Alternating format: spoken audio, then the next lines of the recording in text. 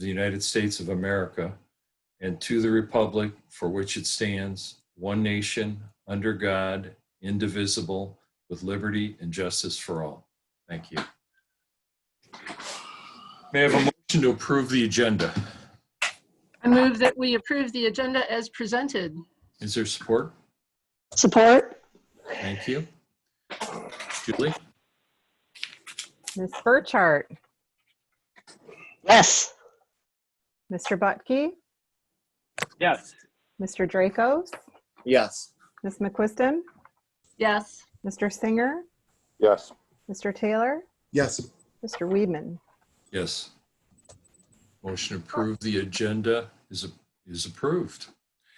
Before we go to communications update, I would like to take a moment to welcome and thank Mary Jo Burchart, our newest, oldest trustee. As you all are aware, Mary Jo is a former trustee who served many years with Lake Orion Community Schools and has graciously agreed to come back and fill the final months of the opening we had on the board. And we will count on her background and experience and knowledge as both a board member and as an instructor at Oakland Community College to offer us an additional perspective as we tackle these tough issues. So, Mary Jo, welcome. We're so glad you're here. Thank you. All right. So let's move on. Communication update. Mark? Just a couple things. I'm sure this will be referenced quite a bit, but graduation was wonderful. It was really a unique night, and there were a lot of things that we shared with from there. So that was exciting, and people continue to comment on it, and that's one of the reasons I bring it up tonight. We continue to get feedback about how wonderful it was, and that type of thing. The high school, they continue to reach out to the community today. They shared this evening that they went around the administrators and I think 84 different signs for students who got 5s on the AP exams and gave them yard signs in their house, in front of their houses, which is really cool. Yes. And great for all of them. Very exciting, to share that with the community and show, even though those students have graduated, a lot of them, I guess some of them are maybe younger, but it's a connection to and recognizing the academic achievements. So that's really nice. And in terms of different things, if you look on our website, you'll see that some Stadium Drive students have done some things. Stadium Drive student wrote a book, and that's been shared. And there's a book club from Orion Oaks, and we shared about that. They wrote that from some teachers. So there's been a lot of stuff still going on, even those schools still a bit away. And just in terms of communications, working with Mr. Kirby and the cabinet to share as we go forward with the return to school plan.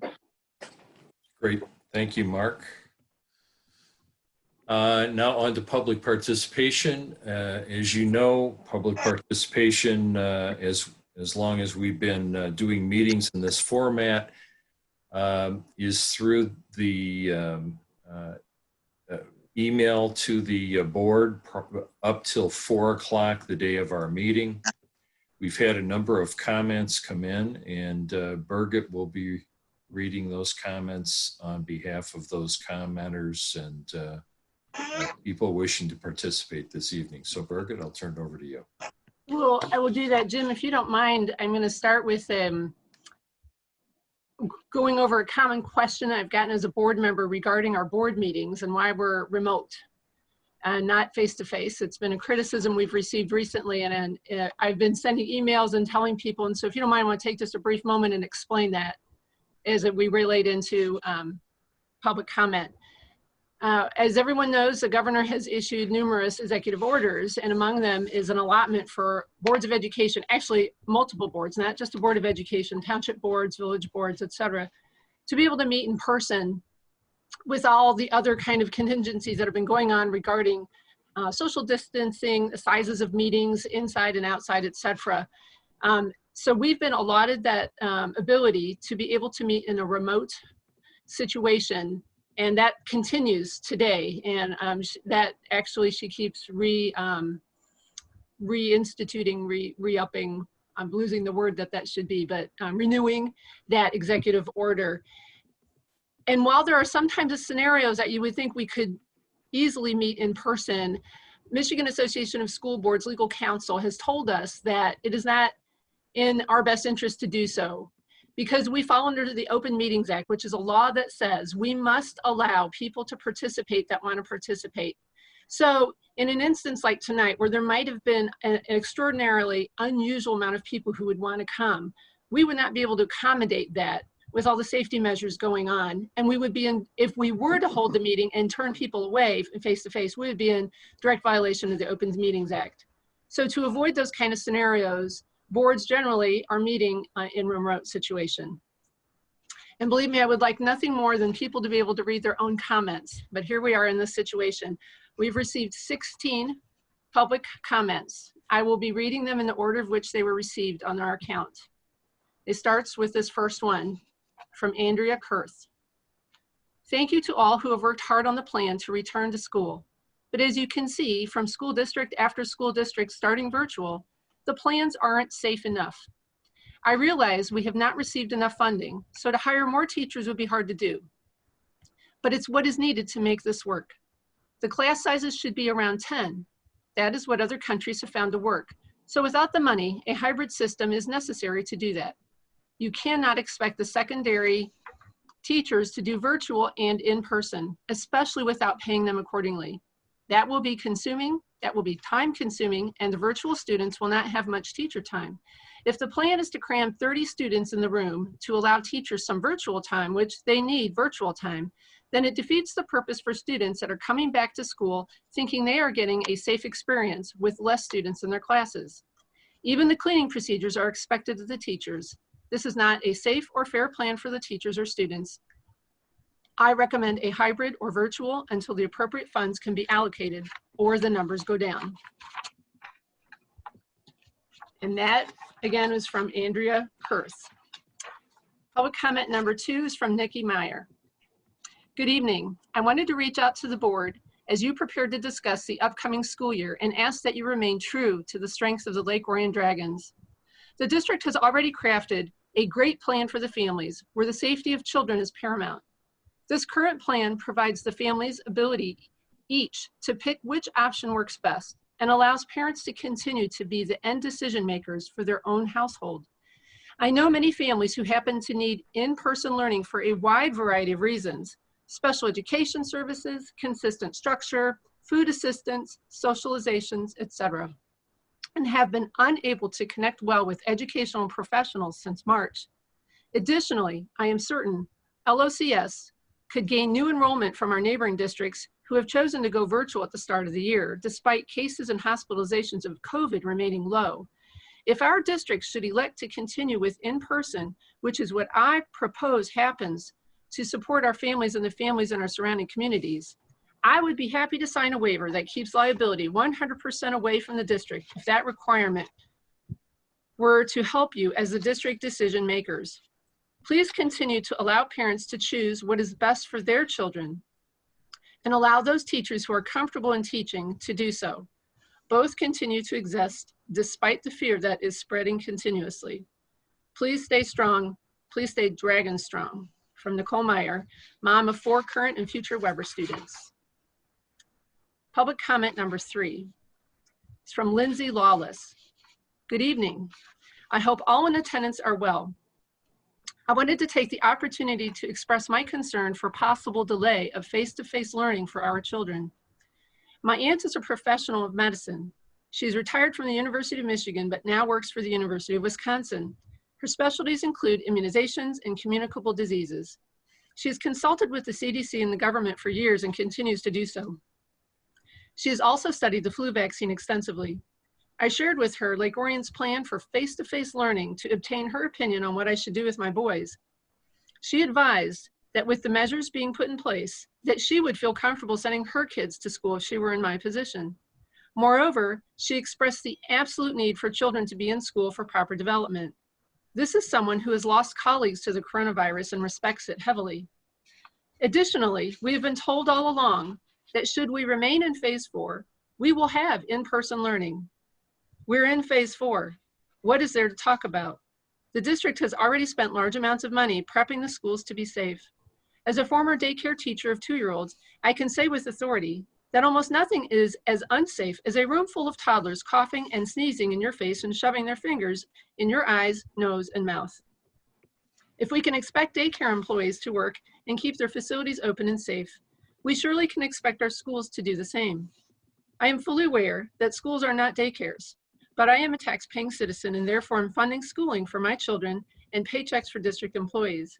I do view educators as essential as any preschool teacher, cashier, or doctor. In closing, I have several family members who are nurses on the front lines in healthcare. Even with the skewed numbers we have, those numbers do not support closing the school doors to learning. It's infuriating to learn firsthand the amount of death certificates that just list COVID and leave off the of COVID or with COVID designation. We keep hearing cases are on the rise, but there is no rise in hospitalizations or deaths. To me, even having this up for discussion feels incredibly political in the wake of the union protesting at the Capitol. It's also really interesting how some of these employees I see on Facebook feel unsafe about returning, yet feel comfortable out and about. To use children as political pawns would be abhorrent and unacceptable. I would hope Lake Orion would be better than that. I know we are Lake Orion strong. I'd like to see us act like it. Thank you for your time. Lindsay Lawless, Weber Mom. All right, I'm going to lose count. I think this is number 4. Parents and families must be given the choice of a virtual and seated education for students. This is the only option that is just and beneficial for our district. Leave the closing down of schools, if the pandemic reaches that degree again, to the governor. Moving to fully remote or virtual when the majority of parents surveyed voted for a seated education would be a terrible choice for the future of our district, forcing many of us to move to homeschooling or private schools as a more reliable option. Thank you for your service. Please continue to do right by our next generation. Signed, Emily Arredondo.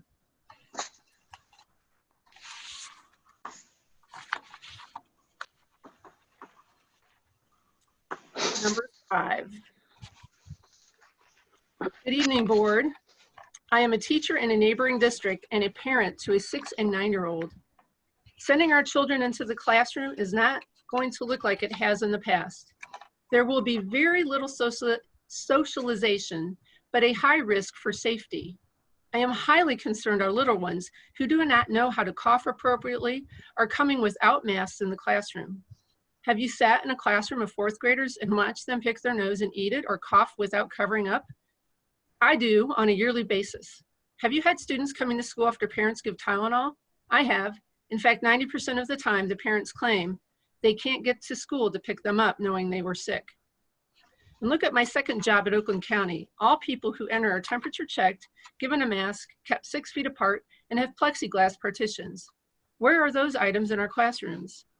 We talk about mental health of children being isolated, but what about when they take COVID home and a beloved family member dies?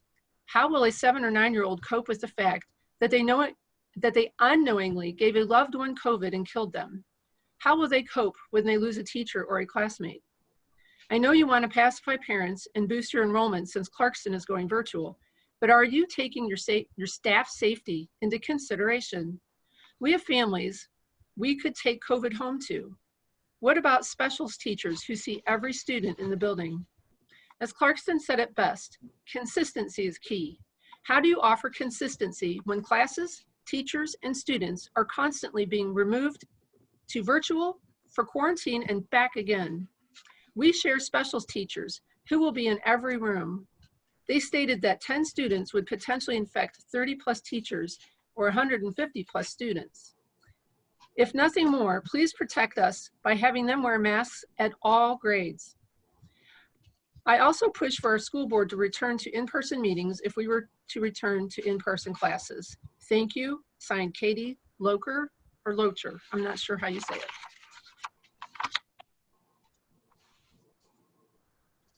Number 6. Hello, I'm an elementary parent as well as an educator in a neighboring district. As such, I would like to advocate that Lake Orion stick with the 2 options already offered, a virtual option for those uncomfortable with returning and an in-person option for those who are. Secondly, I would like to suggest that if for any reason the entire district cannot go back safely, that you focus heavily on returning elementary and special needs students to in-person learning, with high school, maybe middle school, returning to remote only. Data shows that the elementary age students are the least impacted by this virus in regard to contracting as well as passing it along to adults. I am hopeful that you have already surveyed your teachers, but if not, I will share that in my own district, we are starting the school year in person as well as offering a virtual option. We had so many elementary teachers opting and preferring to go back to in-person that some had to be administratively moved to remote teaching to cover that need. I suspect Lake Orion would be similar. For my elementary students, connection to their teachers and peers is their #1 draw to school. The only reason many of us were able to get our students to do anything remotely in the spring is because of those already formed connections. Creating those connections will be exponentially more difficult virtually. In addition, we all know that the likelihood of us returning to remote learning during the winter and cold and flu season is great. That makes it even more necessary to get the elementary students in the buildings to meet their teachers now, not in 4 to 10 weeks, as some of our neighbors are doing. Lastly, Lake Orion as a district did not show as strong of a virtual curriculum as our neighboring districts in the spring. I know that we have a new plan, but our neighbor right next door has had a strong virtual curriculum for many years and is still enrolling students from across the county. As a district supporter, I am also concerned about the number of families we may lose if virtual is their only option in Lake Orion. In closing, please vote to stick with your original offer and begin school in person. If not for everybody, at least for the elementary and special ed students in the district whose families are comfortable returning. Thank you. Signed, Andrea Briolet. Number 7. I have 2 questions for tonight's meeting. This may be something you've already talked about and considered. Would Lake Orion Community Schools be open to a slow start? Half a 10-day one, other half the second day for the first week. Reasoning: to get everyone used to the new procedures. This includes teachers making sure they have time to properly wipe everything down, students getting used to masks, new hall procedures, etc. Another question: longer passing time between classes. I think this would mainly apply to high school. Thank you for all you do. Signed, Lola Redmond.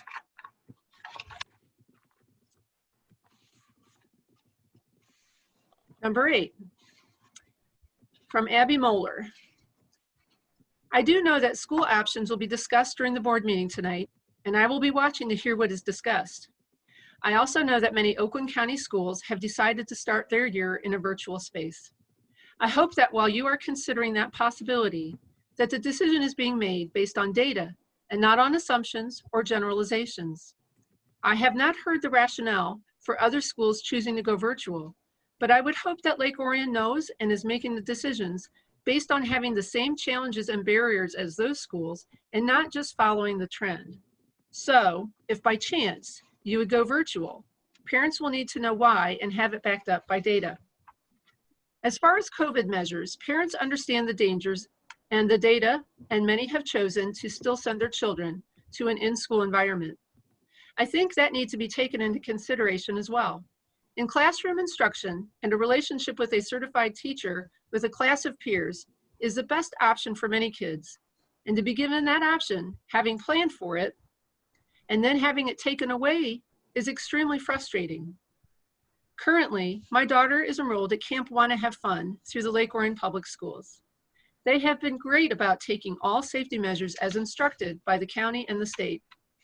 And we have had no outbreak or issues with the kids since the camp started on July 6th. I believe the state and county would advise against kids going back in an in-person classroom should it be deemed unsafe, and rather than the school board making the choice for us. The parents need to be the ones making the choice for their children. If they choose not to send their kids back to school, the virtual option is there. But please, for those of us who choose an in-person option, we deserve to attempt to be successful. Thank you, Abby Moeller. Comment 9 from Phil O'Halloran. Dear members of the board, my wife Cindy and I have 2 girls in Lake Orion Community Schools, and we are very concerned about their educational futures and, in particular, about the stability of this fall's in-person learning environment. We were told that as long as the state remained at level 4, we could expect in-person learning with masks worn by grades 6 through 12. Question: what are the school system's plans in the event a student or staff member tests positive for coronavirus? Will it be a measured response guided by data such as screening exposed classmates and teachers for the virus and having them return with a doctor's note and employing contact tracing as indicated? Or will it be an extreme response, similar to those postulated in media reports, such as shutting down the class, or worse yet, the entire school? And if so, how long would such a shutdown last? These are draconian measures that are not guided by medical science.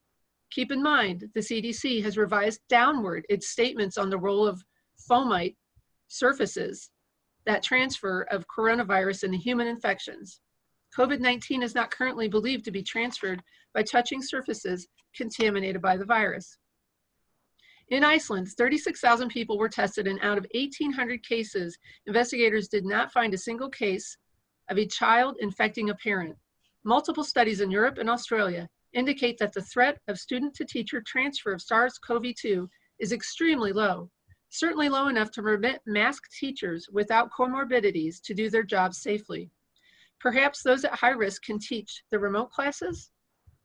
In addition, the following countries have reopened their schools without suffering subsequent outbreaks: Japan, South Korea, Germany, Finland, France, Denmark, Austria, and Norway. In summary, we would like to know whether Lake Orion Community Schools has a plan in the case of a student or teacher testing positive for coronavirus, and sincerely hope for a reasonable response, tempered and guided by the abundant medical data suggesting that this response not unnecessarily jeopardize the vital mission of the teaching of our young. In the absence of firm reassurance, we will reluctantly pursue our homeschooling options. Regards, Philip O'Halloran, MD, and Cynthia O'Halloran. Public comment number 10 from Jessica Dadepo. Hi there, I have 2 Carpenter Elementary students and 1 future Carpenter student. I know this email address is for questions or concerns to be addressed tonight, but I wanted to reach out and say that you all are doing an awesome job. I'm proud to be a member of this community. I was also very excited to hear that Oxford is planning to continue with their in-person option for the fall, and I'm really hoping that Lake Orion does the same. Either way, we will get through this together, and I'm really, really, really crossing my fingers that you will all choose to give in-person a chance. Thank you again for your hard work, Jessica Dadepo.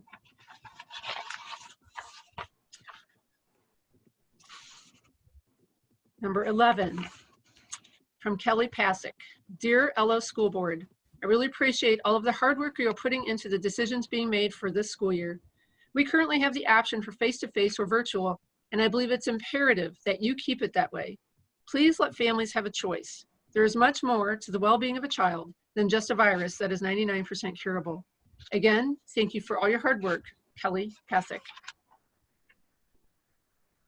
Public comment number 12 from Diane Durking. I hope I'm saying that properly. Hello, board. We're hugely concerned about the fact that the parents don't have a say-so in regards to our children going back to school in the fall. Since COVID isn't going away and we have a 99.9% survival rate, I don't understand us not going back to school in person. We have to figure out a way to move forward. If everyone is going to get it, then let's get on with life and normalcy. If you have teachers who don't want to teach, let them retire or find another profession, just like the rest of us have to. If a teacher gets it, let them quarantine and find a sub. If a child gets it, which is extremely rare, they can catch up once they recover. We pay taxes and the school is in session because of us. If the majority of parents want to send our children to school, then why are we listening to the minority who are complaining? You want to talk science? I can send you as many articles as you'd like to see on how safe it is to return to life. Our friend who's a medical doctor wrote this, and we agree. Some of our public school districts in Michigan, in conjunction with our local school boards, are basing a major part of their decisions on the phase our governor allocates to the region we live in. I have a major problem with that because our governor and her team of experts have proven to be incompetent and clueless when it comes to the virus. Its actual prevalence, it's natural, of course, and the credible scientific method of approaching it. Before our governor changes the designation of regions, I challenge her and the team of experts she surrounds herself with to provide us with the following data. The number of positive cases in the last month that were symptomatic versus asymptomatic, which proves how widely prevalent the virus is already and how the vast majority of cases are asymptomatic or mild. Number two, the number of positive cases in the last month that were wearing masks versus those who were not, which proves that her cloth masks are useless, especially during the protests. Number three, the number of positive cases in hospitals that are hospitalized due to COVID-19 versus those picked up incidentally through mandatory screening in the ER prior to admission for a completely unrelated diagnosis or asymptomatic cases picked up prior to surgery, which proves they are misleading the public about hospitalizations. Before you shut down businesses again, prevent the schools from offering in-person learnings, accuse people of being negligent in their social gatherings, demonize individuals for not wearing cloth masks, and virtue signal, you must provide valid data. You and your team of experts should provide this information unless you are politicizing and weaponizing the virus at the expense of the great people of Michigan, and especially our children. She should care Kate, less about the rule of Can law. you hand me the remote? She should ignore the rule of law. I'm sorry, I've lost my space. She could care less about the rule of law, is trampling on the rights of millions of law-abiding citizens and exploiting a viral outbreak using fear and anxiety to paralyze minds, silence debate, and harm our children. Let me say it clearly. Any school board member voting to prevent in-person instruction as an option will be voted out of office and sent home with their fashionable cloth mask and goggles to save lives for the next few years. Please let us know what we can do to have our voices heard, understood, and taken into consideration. Thank you, Diane and Dave Dierking.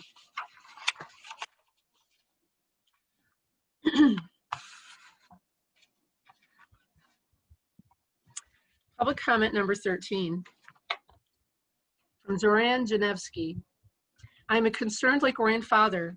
I am discouraged by the decisions made by the school districts in the area, and I am hoping Lake-Orion administration will act as a leader rather than as a follower in this tough situation. Mental health is real and is far more dangerous than COVID. I hope the administration considers this in making the decision.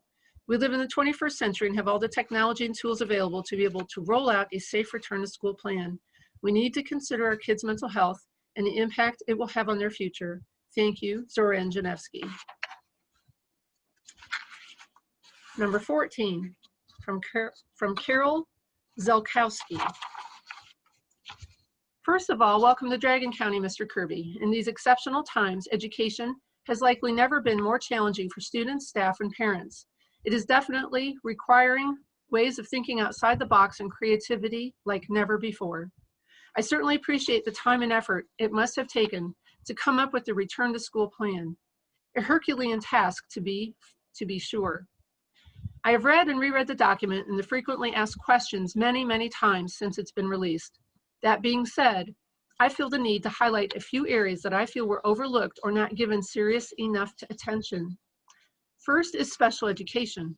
As a parent of a special needs child who has been in the district since the beginning in 2004, I must say that even a full page of information in the frequently asked questions was disappointing, to say the least, but more like disrespectful. Lots of talk about IEPs and 504s and masks, but little else in terms of details of how classrooms will be set up. What will the virtual remote courses look like?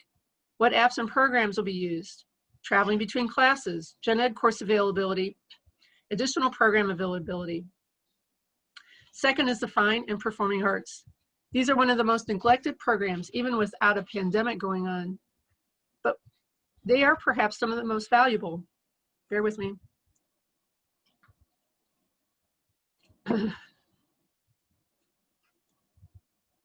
Countless studies have shown the amazing value the arts have on the development and growth of children. It's a whole lot more than learning to paint, play an instrument, or sing, or perform on a stage.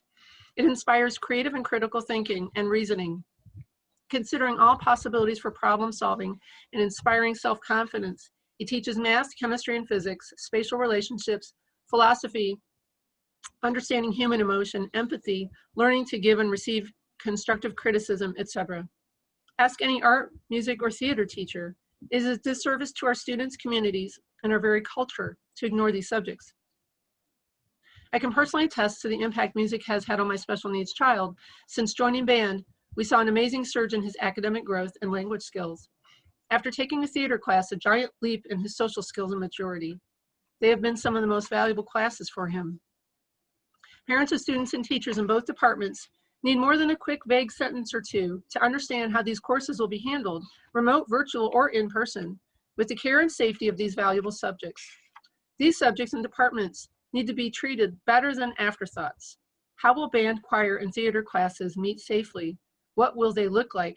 And will they be able to have any performances? How do these classes, that are by their very nature designed for the group to work together, do so safely? How can teachers conduct these classes safely if they don't have enough guidance? How can parents make the best choice for their child when they don't have enough clear answers?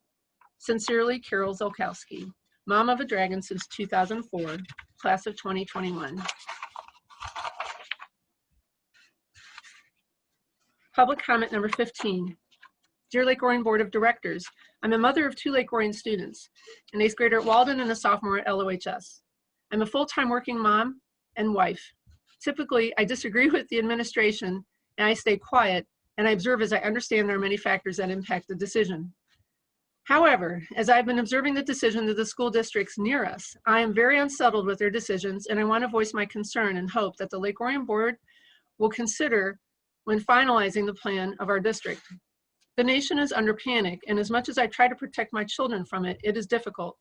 The fear, the anxiety, it can be observed everywhere outside of our home. And if you stay locked in home, even without news, a different panic takes over. Therefore, our kids need some sort of normality. Returning back to school is what they have longed for and looked forward and hoped for. Seeing their friends, having in-person lectures is their normal. This panic is impacting the mental health of our kids and their families.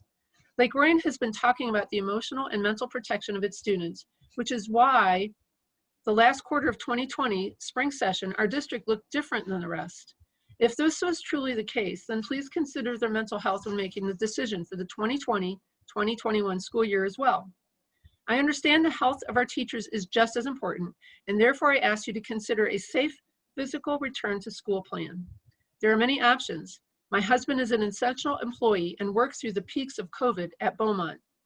Due to proper procedures the hospital had in place, he did not bring this terrible virus home to our family. Therefore, options are there for in-person return to school, and we truly need to dig in and plan this out to protect the well-being of our children and our families.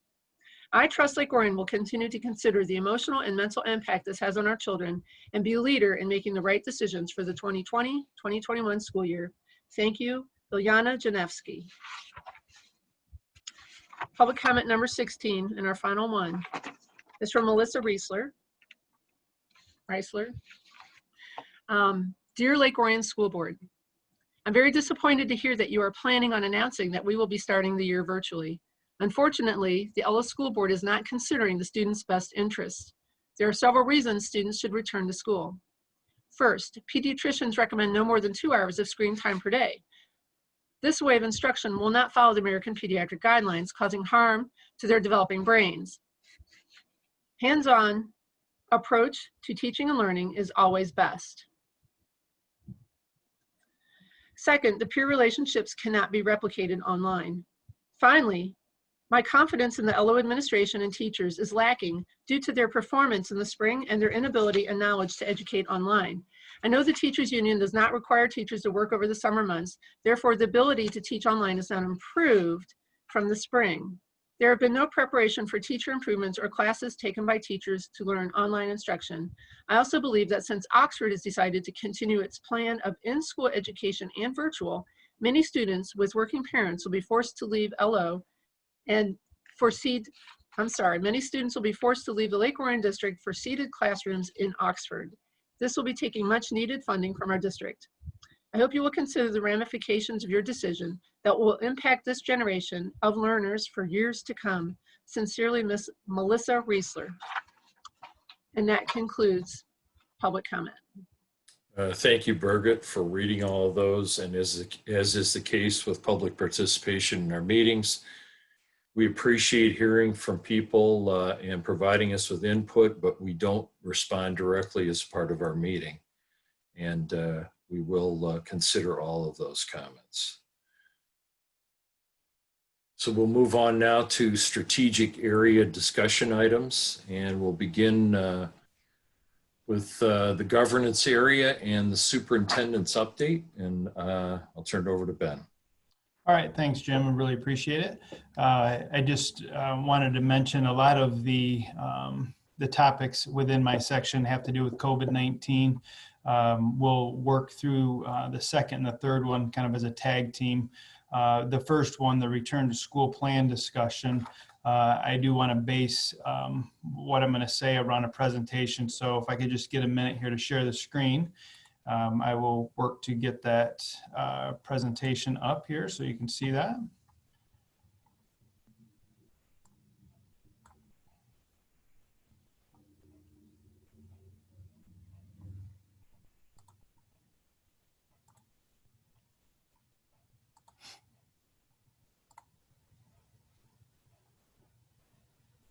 All right, can you see it?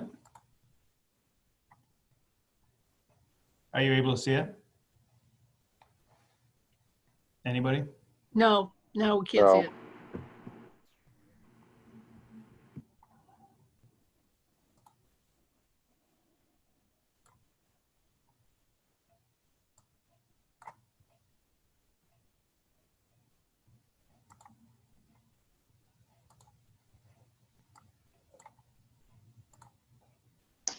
I see it now. Yep, there you go. All right, thank you. So I think we're good. I apologize. I have multiple monitors and it was on the other one. So thank you. So I appreciate the all the feedback that we've received over the past 3.5 weeks. That's how long I've been here in the district, and there was a lot of work completed prior to me coming here. But I definitely appreciate all of the public participation we had. I think a number of those also received those in email as well. And we'll talk a little bit later as I go through this. We've received a significant amount of feedback. This obviously has been a very challenging time. I think if I had $100 for every time somebody told me that they wouldn't want my position right now, we probably could build a new school facility that would be very, very nice. I've worked with a lot of experienced educators, some as many years as 40 years of experience, and nobody can really put their finger on a time that has been this challenging, and it has been very, very challenging for sure. The return to school decision that all schools are faced with is really a difficult one, and it impacts students, it impacts employees, the parents that the students go home to, as well as the community in which they live, as well as the community in which our staff lives as well. And this ultimately, we want to get students back to school. And I think it's very important to understand that we're making decisions based on the health, safety, and the education of our students.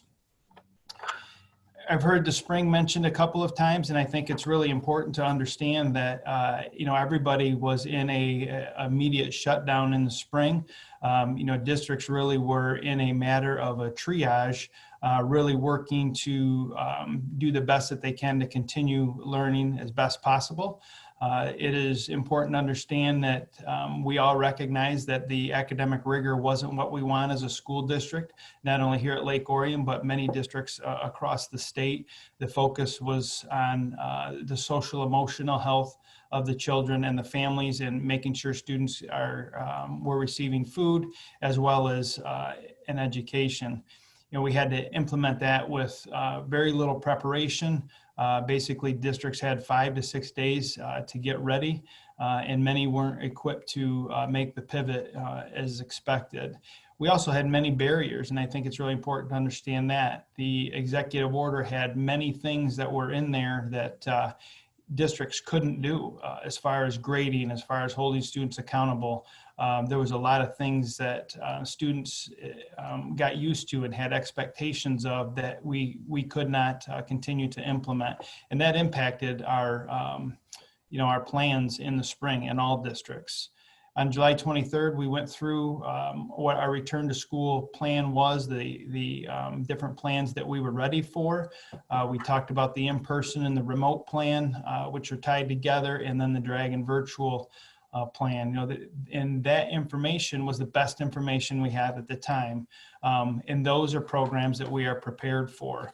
And I think that's important to understand. A lot has happened since July 23rd all across our state. As far as guidance, we've worked hard to understand the Oakland County Health Department's guidance. We actually received an official document on opening schools last Thursday. Many school districts have already made that decision. We have been continually researching, communicating. Our association have been asking for information. And so we did finally receive some information. And I think it's really important to understand that when we're looking at the testing, the COVID testing, it's still taking 4 to 6 days to get the test results. And that makes the contact tracing that school districts and other employers have to do extremely difficult when we know that after 48 hours, it really becomes irrelevant because the virus has spread so much. So that's a big challenge as we look through the guidance that we've been given. When I look at the data across Oakland County, we've really maintained or increased when I look at the zip code data. And I think that that's really important to understand where we're at in our community, but there have been increases and I think that that's really important to understand. We've had medical providers. We heard here tonight in the public participation, a medical provider with their testimony. We've heard that via email, phone calls, and we've actually heard both sides. And again, that leads to the confusion that we have as educators, that we have to make these decisions for our students and our employees. There isn't a consistent message, and that is very difficult for us when we're putting forth our recommendations. We've had regular meetings, and I think that's important also. The county superintendents, have been meeting on a weekly basis, discussing what people are doing, data points that they're using, reasons and their rationale, why they're using respective dates. So that has been really informative for us. I also meet regularly with 6 area superintendents, and we've been talking on a weekly basis as well. We've been looking at other educational institutions, our major colleges. There's been a number of decisions. Some of those schools had initially thought they were going to be in an in-person and have now pivoted to a remote format. And there are some schools that are still in an in-person format, and we're looking forward to seeing how that goes as the fall opens up, and many of those educational institutions at the college level will be opening soon. We've had a number of executive orders. Birgit mentioned those earlier. I've kind of lost count. We're over 160, I know that, but it has been a challenge to continue to monitor the expectations and the guidance. We've certainly continued to do that.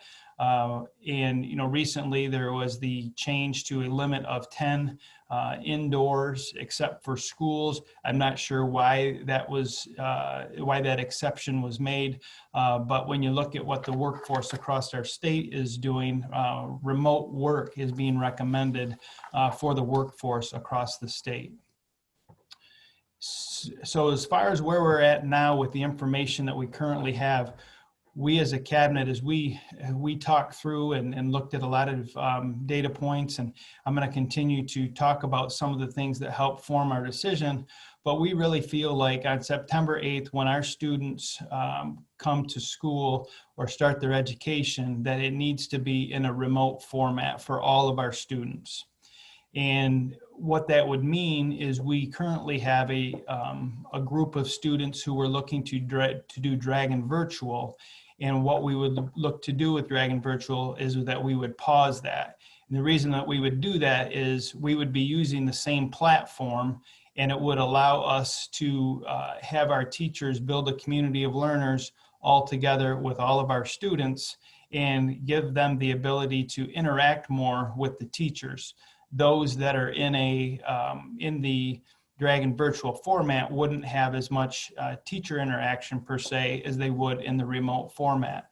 So this is going to allow us to be able to start to build that community so that we can get all of our kids back to school together at a point in time when it's safe so that our students can be successful and get the education that they expect. We're looking at doing the remote setting through November 6th. And I think it's important to understand that we feel that it was important to do this so that families can plan.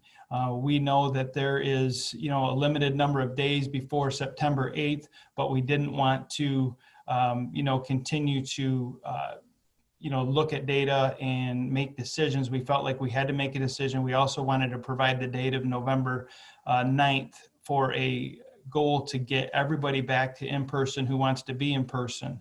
I have stated here that October 16th is the date that I think is important. We would use that date. We would not make any changes after October 16th. So we're going to continue to look at all of the different metrics, look at what's going on across our state as far as those schools that do open up in person. But by October 16th, if there's to be any change, we would let families know so that they could plan accordingly. But we do feel like opening in a remote format is the best way to go. We'll continue to look at information daily, and I think that it's really important to understand that we have been and we will continue to do that. But really the date is for the purpose of planning for families. One of my primary roles is to keep, staff and students safe. We don't feel like we can do that in an in-person format. We can't appropriately social distance. There's 20 to 30 students in a classroom and with one adult for up to 6 hours at a time. And it's just very challenging to be able to do the social distancing that's expected, students wearing masks for 6+ hours a day. That is a difficult challenge. And when we look at what our families expect for in-person, it isn't going to look, if we were to start on September 8th, it would not look like they would expect with all of the increased safety measures that we would have to put into place. With the remote learning plan, all of our students will be provided with a device that is relatively new information. With the success of the bond, which we really appreciate the community's support, we were going to be 1-on-1 at the secondary level, but with the COVID funds and the bond funds together, because we do anticipate getting additional funds from the federal government to support the need through this COVID pandemic, we will be able to have all the way down to our developmental kindergarten through 2nd grade to have iPads, and then we would expand the laptops to grades 3 to grades 12. It's important to understand that we aren't saying we're not going to allow anybody in the schools to learn, but what we're saying is that we feel that the remote learning is the best way to start our school year. We want to take some small groups to start the school year off to do an orientation. So we would like to ideally, and our buildings are going to have to make their own specific plans and be communicated to families, but we feel it's very important that we start to get the cohorts into the school so our teachers can meet them, do an orientation with them, help them understand the learning platform, get them the needed materials to make sure that they are successful. Again, not like in the spring when there was school canceled and then the next thing that students learned was they were getting emails and trying to learn online. That is not what's going to happen, and the academics will be much more rigorous. As far as the lessons, they will be available for students that desire flexibility. In our remote learning plan, we do have a schedule that would be set that students would adhere to, but for those that were that wanted to be in a virtual setting, this flexibility would allow them to access the lessons at the point in time that works best for them and their families. So we feel like by putting everybody in the same remote format that it would support all of our students and all of the needs that the programs would offer as far as the virtual and remote. Special education, that again came up in public participation, which we totally appreciate, and please understand that there are more specific details on all of our processes and procedures that have gone to staff So the lack of information isn't because we haven't created plans. It's that it has been, provided to employees so that they can start to prepare how to serve students. Julie Gutman is working hard to come up with some creative solutions with our special education. I anticipate us being able to serve some of the categorical programs in an in-person setting more frequently as we start out the school year. Those plans are still under process, and I do anticipate getting those, and then those families would be communicated with.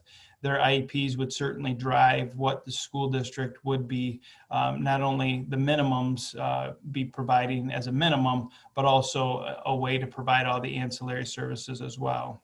The breakfast and food program, the lunch program would still continue, and we would be communicating, or will be communicating with families so that we can continue to nourish the students that qualify for the free and reduced lunch program. I do have on here, just as a point of emphasis or a point of understanding, that in a remote learning format, we would still have our athletic participation. There may be some other situations where we would have small cohorts or groups of students that would be doing activities. MHSAA is the organization that oversees athletics, and we will be following their guidance. I'm not asking for any kind of approval with that this evening, but just as a point, because sometimes families wonder that if you're in a remote, can you participate in athletics? And yes, you still can. My understanding is MHSAA is looking to come out with some further guidance yet after some of the changes that have happened across our state. So we will continue to learn from MHSAA what they feel the fall sports should look like. As far as Dragon Virtual, on November 9th, when we go back to the option of being an in-school, which is where we want our students to be, we will again provide an opportunity, a window of time for students to enroll in Dragon Virtual. So there are some benefits to this. It would allow for a new decision where families would be in this remote setting and they would be able to make an educated decision on whether or not the program that they were part of is something that they wanted and felt comfortable moving forward with as far as the remote or an online type of a learning situation. So we will allow students at the quarter, which is the November 9th date, to again enroll in the Dragon Virtual or decide if they want to be in the in-person. So that also does help where we were looking for a semester commitment. So if families decided that they were comfortable, their data points that they were looking at to decide whether or not to send their students back to school, they could be doing that as soon as November 6th instead of into January. So the developmental kindergarten through 5th grade would look very similar in the remote learning format as it would have in the Dragon Virtual. Again, there's set times and there would be teacher interactions. Notable, the secondary looks much different than the elementary program. There will be minimal teacher contact and much more independence from those learners. But again, we would allow additional registration period for families. Please understand that from our perspective, things are changing daily, and that is helping us, inform our decisions. And as we look at these things, if there's opportunities for us to get our students back into school, that is our ultimate goal. Not to avoid it, but to get them back into school. So we will be looking for creative ways during this time period through September 8th through November 9th to get cohorts into a school experience. It might be outside doing some learning activities. It may be in a classroom lab at the high school level for science. But we are going to empower our staff to try to come up with ways to work with cohorts. And I think that that's really important to understand, that it's cohorts. So it's the same group of students together so that we don't create a community spread any more than necessary, obviously. As far as the community outreach, just a few data points. I have on here over 400 emails. Frankly, it's probably closer to 600 or 700, have informed us of what their opinions were And we've seen both. We've seen in-person being necessary. We've seen remote necessary. We've seen Dragon. We've seen hybrid.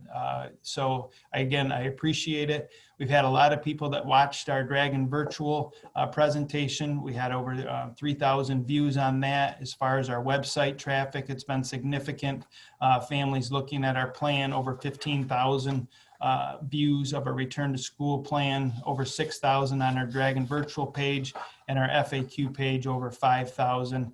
And certainly our in-person learning and remote plan has received almost 5,000 views.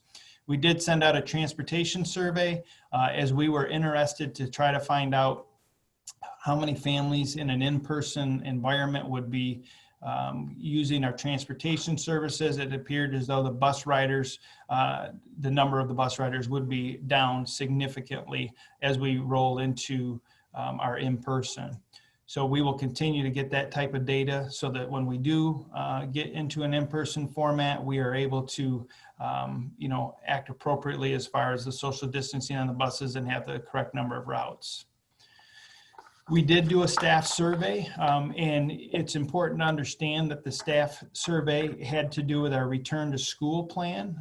We did not ask them to advocate or give them an option of telling us whether they thought we should open school or not.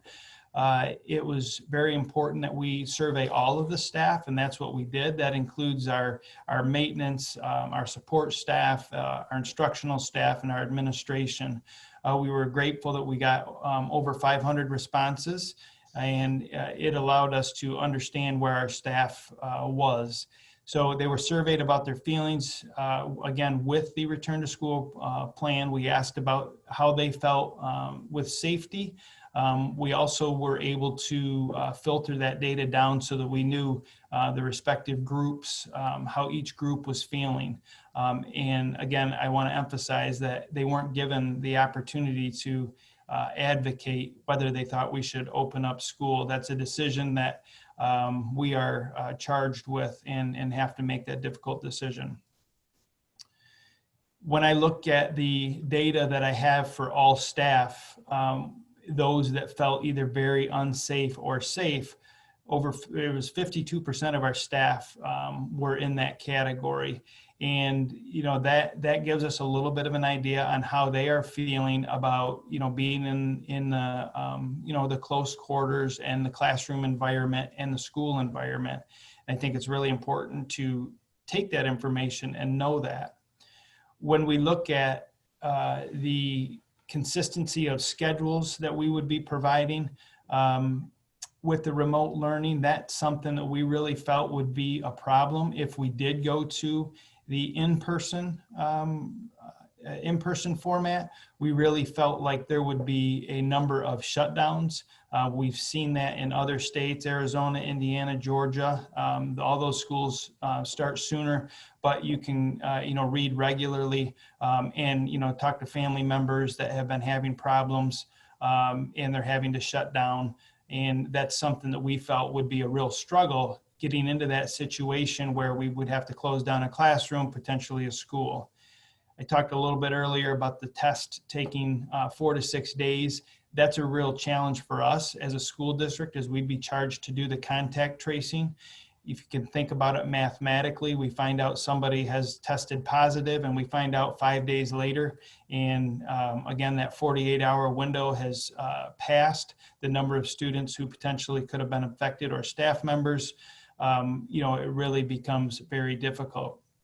The in-person setting that people are desiring is something that is great to aspire to. And I think that we want to get our students back as soon as possible. But I think it's important to understand that in-person school is not going to look like in-person school that we know a year ago. We're having to put in all kinds of safety protocols.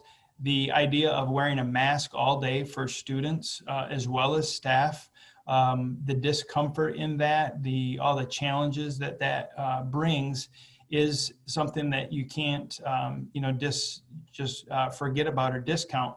That is a major challenge. And that was something that we did here in the surveys. We had everything from all students should be wearing masks to elementary really don't need to wear masks.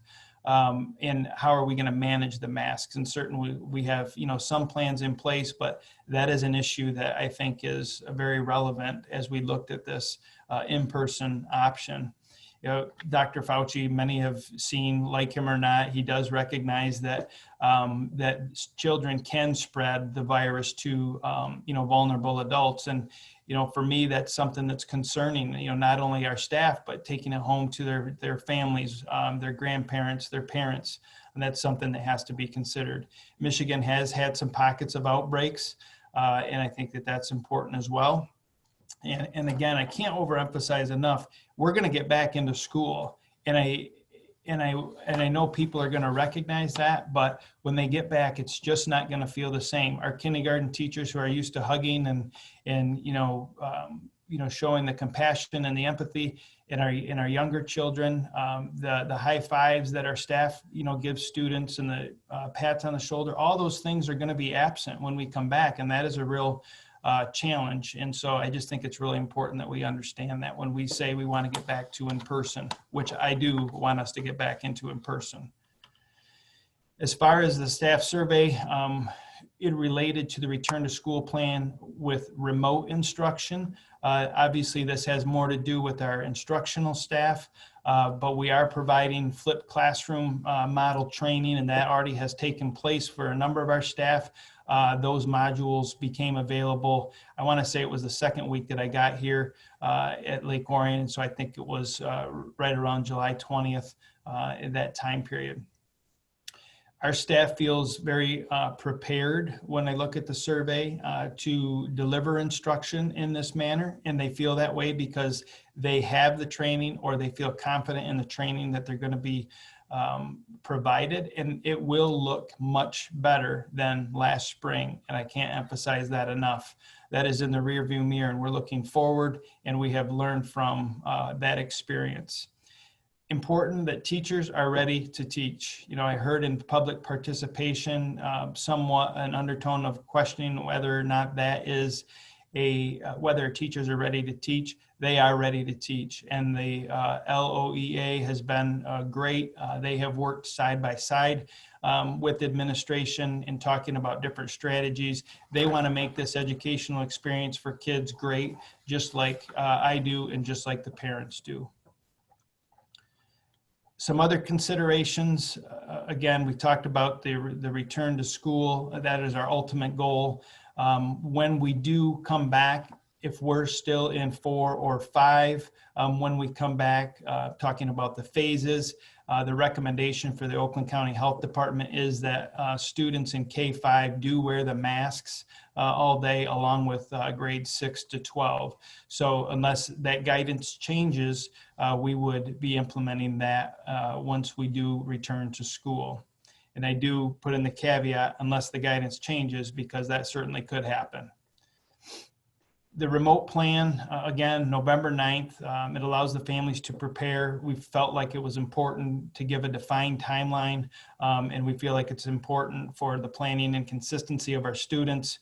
And also, we're obviously considering the health and safety of students, staff, parents in our community. I can't overemphasize again, we are going to be working hard to try to get our small cohorts or groups into the schools. Our staff wants to work with them. We want it to be a safe experience, and we're looking forward to seeing everybody back. As far as future considerations, these are the types of things that we have looked at and we will continue to look at as we make the decision as to when our students will come back to in-person. The different phases that we are in with education, the My Safe Start plan. Again, we are currently in 4. And then also the small group experiences that happen within our district is going to be very important for us to recognize that. We did have a summer program. We've had some athletics going on, so we have gotten some feedback on those programs, some of the successes, some of the things that we need to look at differently. We will be looking at other districts that will be starting in an in-person format, not only in our county, but across our state. And that will also inform our decision.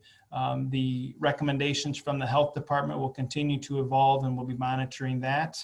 I talked a little bit about the test result timing. We're really looking forward to the test results coming back sooner so that we can do appropriate contact tracing to keep everybody healthy when the virus does hit and we have positive tests. The hospital capacity, that's a data point. It is in a good spot right now. We're very thankful for that. And the number of positive tests, that certainly is something that's up for debate as to the value of that. It is a data point that we have to continue to look at, certainly, within our own community and what types of outbreaks and increases or decreases that we would have. And we want to continue to listen to our students, our staff, and our community. We understand that this is a very difficult decision for our community. Everybody's having to make accommodations to whether we're in in-person format or we're in a remote format to make all of this work. And we appreciate it, and we want to make sure to support everybody so that our students can have the best successful experience. We do want to make sure that we're supporting them socially and emotionally as well, and that will be part of our remote opportunity that our students will have. And then lastly, obviously, if a vaccine comes out, that would be progress, and whether or not families use that, that would certainly be up to them. So that is what I wanted to share with the board tonight. We are recommending that we start in a remote through November 6th. And so I'm open to any questions. Let's open it up to the board. Just indicate if you have a question. Yes, Mary Jo. This is probably for Ben and for Rick. Looking at, face-to-face now or face-to-face later, Rick, how difficult has it been pre-COVID to get substitutes? Because my understanding was it's been difficult even before all of this transpired. And how has it changed since then? Well, yeah, it's there's been a sub shortage across the state and quite frankly across the country for the last few years, if you would. We're finding that young people are just not choosing education as a career, and our numbers of applicants, or our pool, if you would, has significantly reduced. We were pretty fortunate pre-COVID here in Lake Orion that as far as fill rates is what we refer to those as, what percentage of our vacancies are filled. Our fill rate has typically been on the higher end in relationship to other districts and the shortage, but we're still not at 100% consistently. Hard to say what will happen during COVID or post-COVID, other than we do work with a third-party vendor called EduStaff, which a vast majority of the districts across the state have gone to working with a vendor, and more importantly, the majority of them now are with EduStaff. We've been in contact with EduStaff regularly since this whole thing started. They've surveyed their pool of substitutes, asking how many would be planning to return to a face-to-face, how many would choose not to. They have seen a reduction, not a significant reduction, if you would, but a reduction in what I would consider to be their candidate pool or their pool of subs. So I think we will see an increase in the ability or lack thereof. We'll see an increase in a sub shortage. So it will pose a greater problem for us than we're accustomed to, I would say. Thank you. Thank you. If I could ask one more question, this one Sure. would be for Heidi.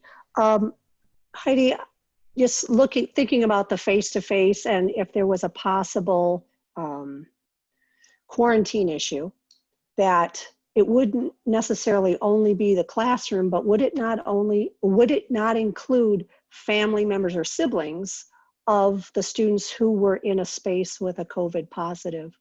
I don't know, maybe that's an Oakland County Health Department protocol, but curious if you knew. Yes, that is correct. If they have had exposure and been in the same household, yes. Thank you.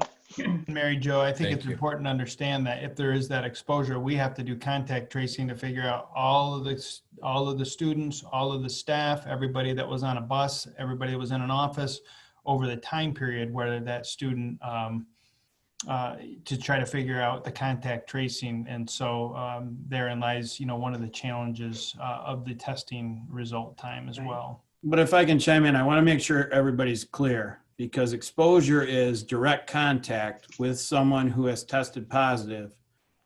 And direct contact is defined as 6 feet or less for an extended period of time.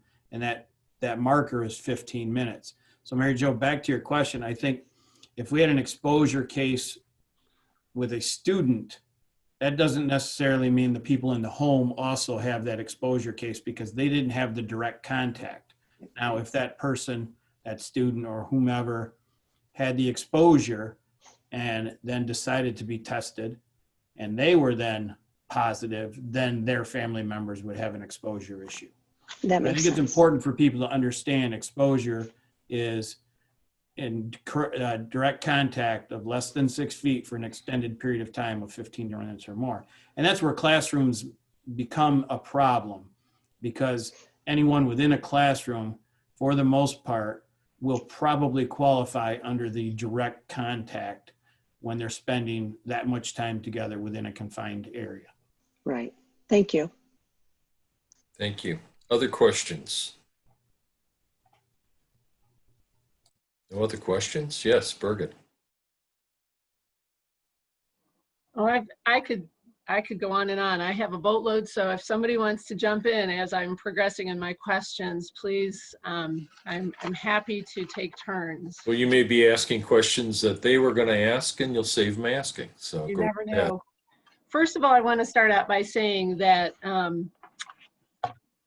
I am so appreciative of my administration and the work they've put into this. And I want to clarify that there's a public misconception that the board has created this plan, and we have not. We are the recipients of the incredible work and efforts of the cabinet members and a multitude of administrators below them that have put into this. They've put immense work into this. And I want to tell you, it's not been easy. And I know that, Ben, when you said the Oakland County Health Department released that on Thursday, it was just ridiculous. Why did you guys have to wait that long for that document from them? I started advocating with the Oakland County Health, not directly with the Oakland County Health Department, because that was going to be futile, but I started with our county commissioner, and I went to the county executive's office. I got a little bit of attention when they realized that their health department was lacking in their efforts to give guidance, because what's happened in the scenario is the governor set out through her return to school task force or council, and they came up with this return to school plan that we all saw that was released on June 30th.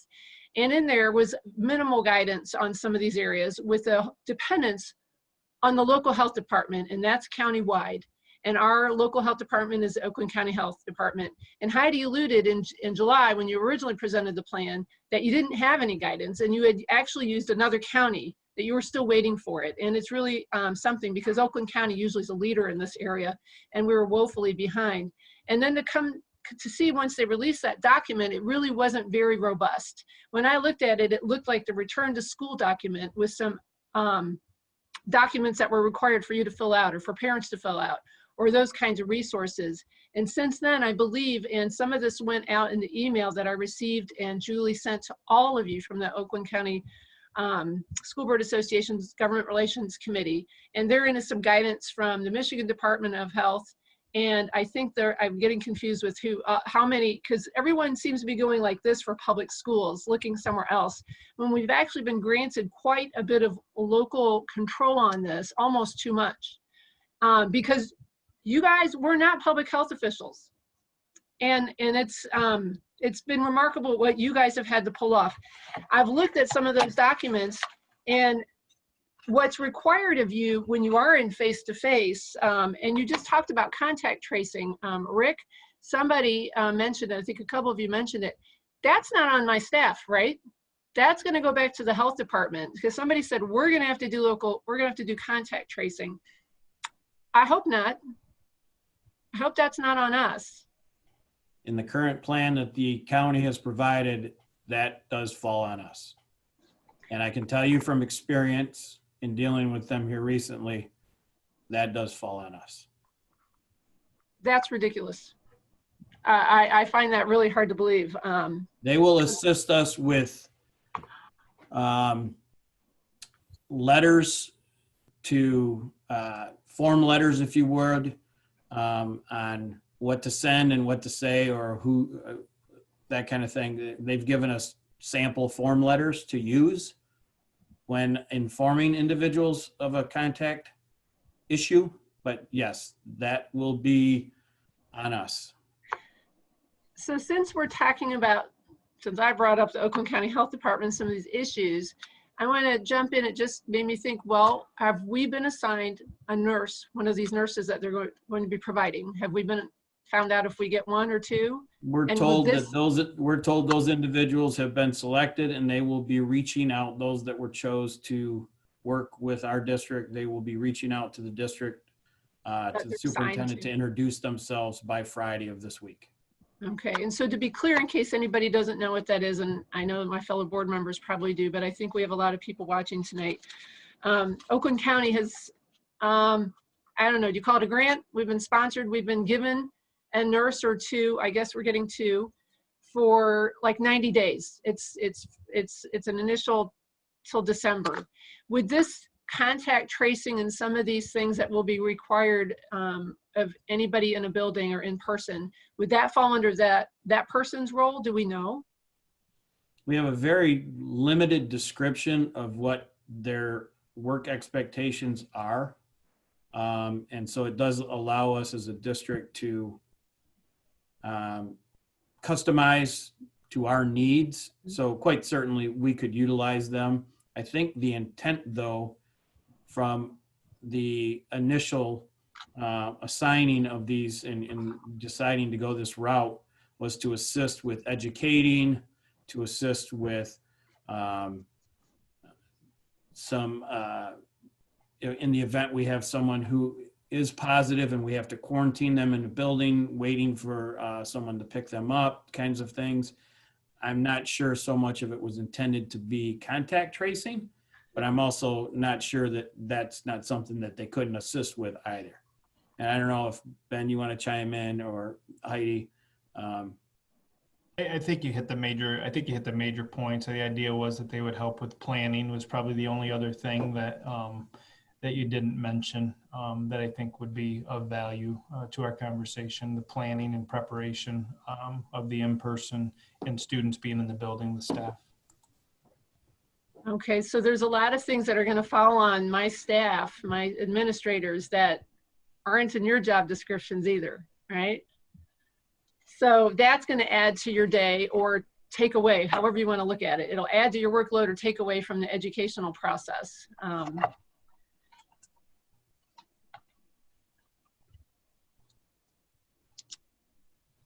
I want to just share, and I say this with great respect, Ben and Cabinet, because I know the work you have in this, and I will tell you I was very excited that we am proud of our plan that you presented in July, and I know a lot of thought and effort went into it, and I'm very disappointed at this turn of events. And I know you ran through, Ben, on your presentation some of the overall ideas of what drove you to this, but as I've been preparing for this, and I've been literally living, eating, and breathing this, my family is tired of it too, because they've watched me listening to other board meetings and doing research and calling and talking to people and trying to understand one of the things that I have not understood in this case with your presentation very well, and I've not understood it in any other district that I've witnessed in their board meetings or not witnessed personally, that have made the same decision. What is it exactly on the metrics, the data that drove you to this? And what will be different on November 9th that allows us to come back and do that? I want to understand where we are. And I feel like we need a rubric. We need a checklist. Can you help me with that? Well, I can't provide a rubric or a checklist. What has been very, very challenging is on the flip side of it, we don't know exactly what it is that we should be looking at to have in person as well. I mean, there's different, depends on, the last meeting that you were at, is what the most recent information is. And that's one of the challenges that we have. I did share on the last slide when I talked about future considerations, the phase that we're in obviously is very important. Again, we're looking to have some small groups of students within our district.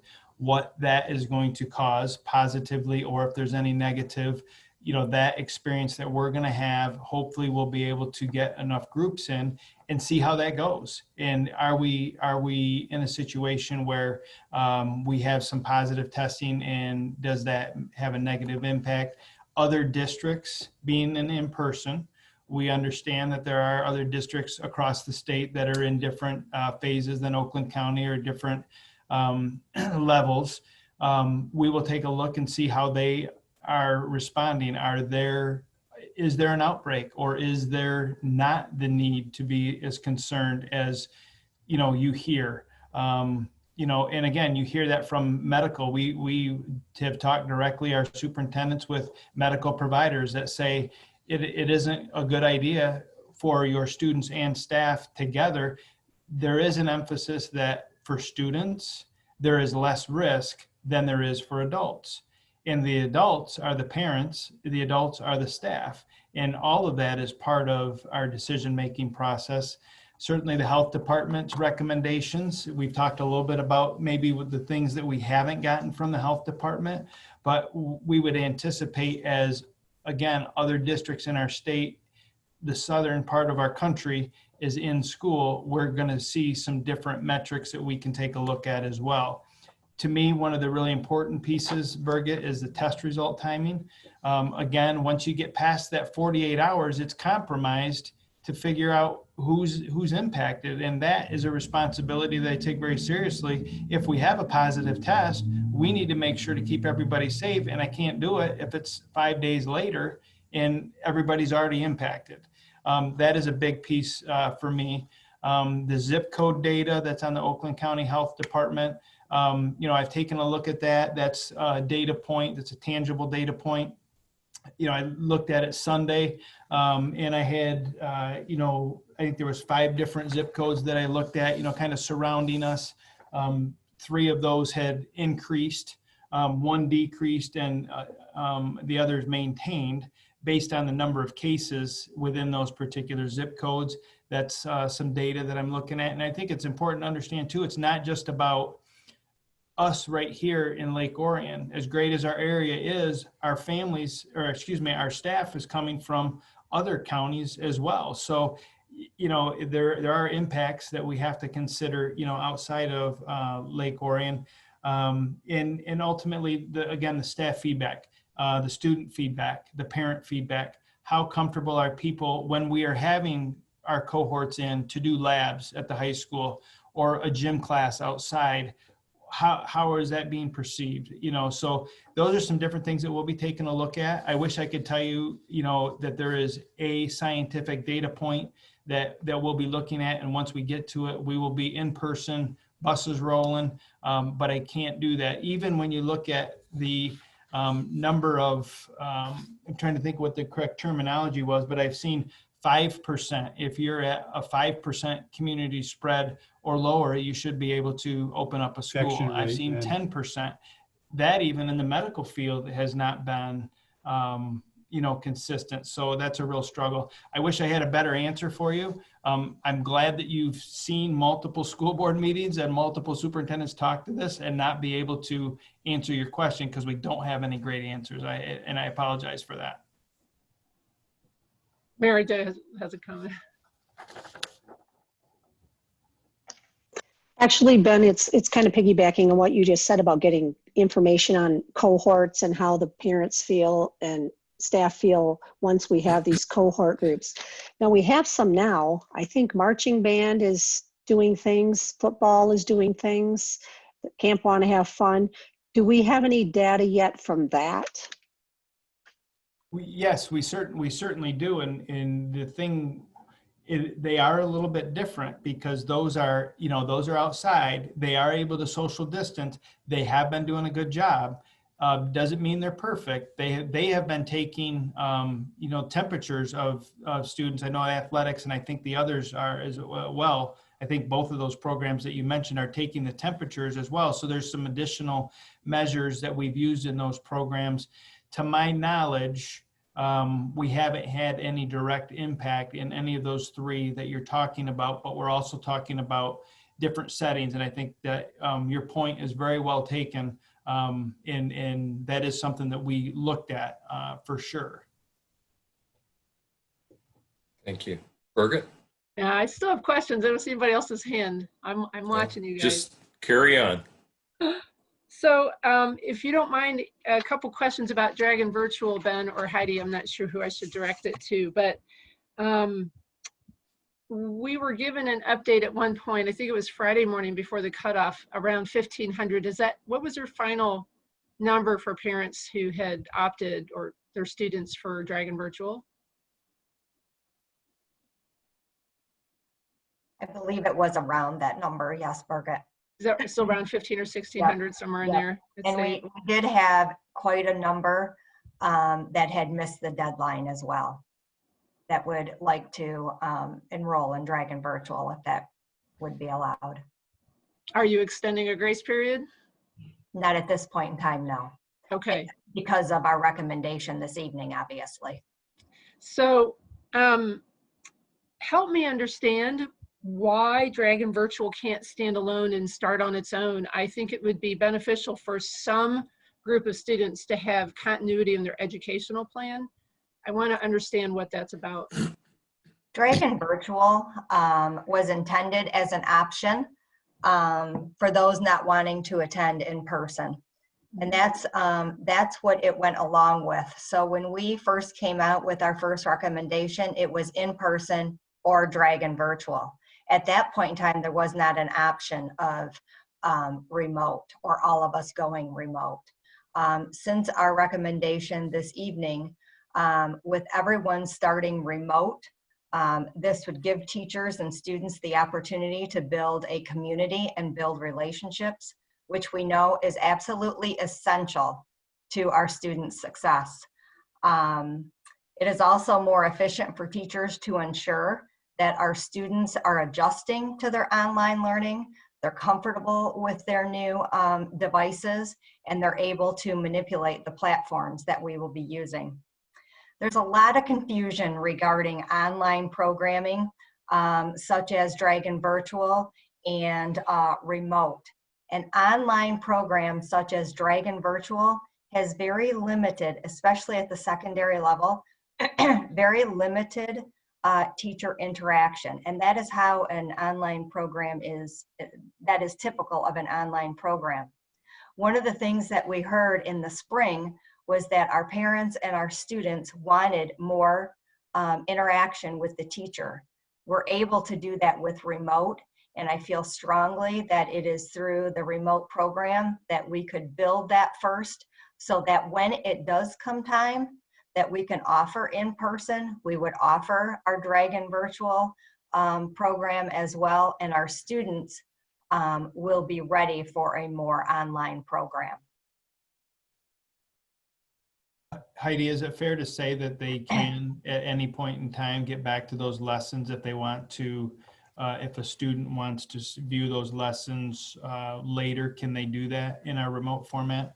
Yes, yes, but it will be critical in the very first few weeks that the class is, they have to gel together, especially when we've not been in school for such a period of time. It is really going to be important that teachers and students take the time to build that community and those relationships. And that's where the remote schedule has more of teacher interaction time with our students to be able to do that. Yes, Jake, you had a question? Yeah, specifically because it's a follow-up to this topic. I'll cut in, Birgit. That a question I have is about that socialization and group and relationship with teachers. We did have a significant number of families, even at the elementary level, request Dragon Virtual. If we go back in person on November 9th, I think it was, that what will happen to those class groups? Are we looking to group the students who already signed up for Dragon Virtual? Because if they want to continue with Dragon Virtual because they're still not comfortable going back, or would those students be subjected to, oh no, you're going to be assigned to a new teacher effective November 9th if you're not wanting to go back? So how is that dynamic going to work in terms of class rosters and relationships? We would be starting the registration over. And I feel that that is very, very important because parents are making their decision today based on what they know today. Come October 16th or, in November 9th, they may feel very, very differently. They may feel, maybe those that chose Dragon Virtual at the onset right now, maybe in November, they feel that they are comfortable with an in-person. So essentially, we would start the registration over so that parents can make an informed decision at that point in time. I don't think it's fair to tell parents at this point that whatever choice you made last week is the choice that you would have to stick with because of our scheduling and our staffing. So essentially, we would be redoing it so that parents would have the most current information available at that particular point in time. So is the October 16th date, is the plan of that date to be the date where we would open it back up so they could choose again Dragon Virtual? We won't be asking anybody to make a decision by October 16th. Or Correct. Will it be? Okay. Correct. When we make a decision on October 16th, if we think that we can open again in person, then essentially what we would be doing is what we just did. So parents would get the option of, are you now comfortable with in person, or do you want to choose Dragon Virtual? And maybe. Thank you for the explanation. And Jake, this might be a better way to explain the October 16th date too. What we're saying is we're committed to a remote setting through at least the next time we would revisit that decision would be on October 16th.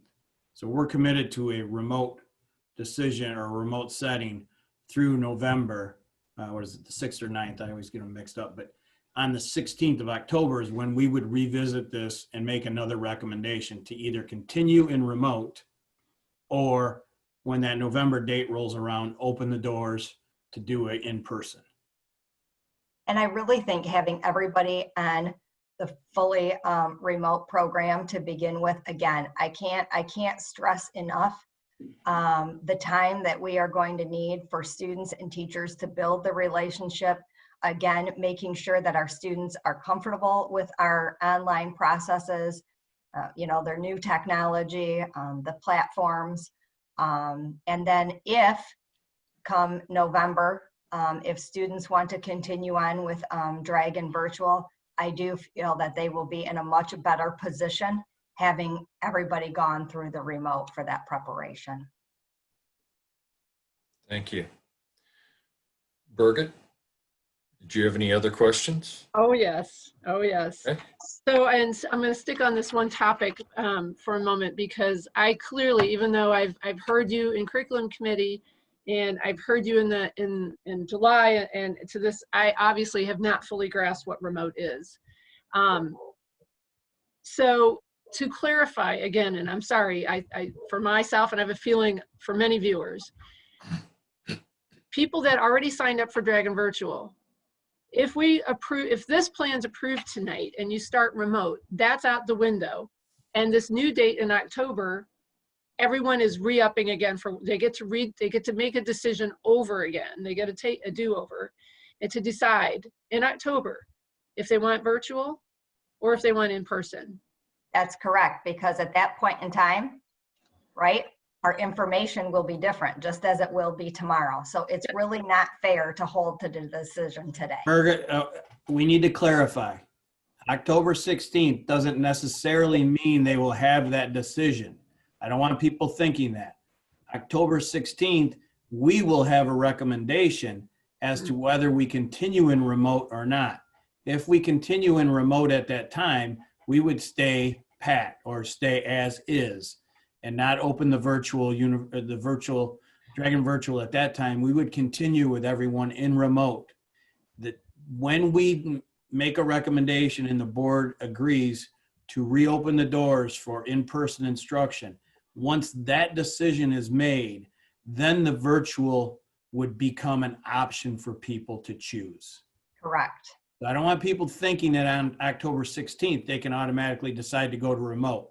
If No. we're start to virtual, if we're still in remote, that's the way we will be.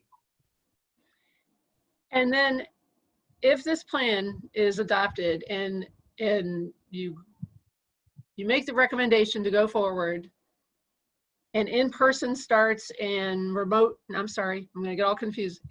In-person starts and virtual starts. That virtual is just gonna jump in. I'm guessing that's the first quarter's done. This is that the marked line, the line? I meant to look that up on the calendar. So the way the plan is laid out, that's second quarter start. So it's seamless, I want to believe, then to go into virtual because that's established.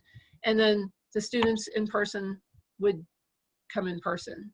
That's correct. And I contend at this point in time, our Dragon virtual students will be more prepared because they will have gone through the first marking period of remote, preparing them if they should want to continue in the virtual setting.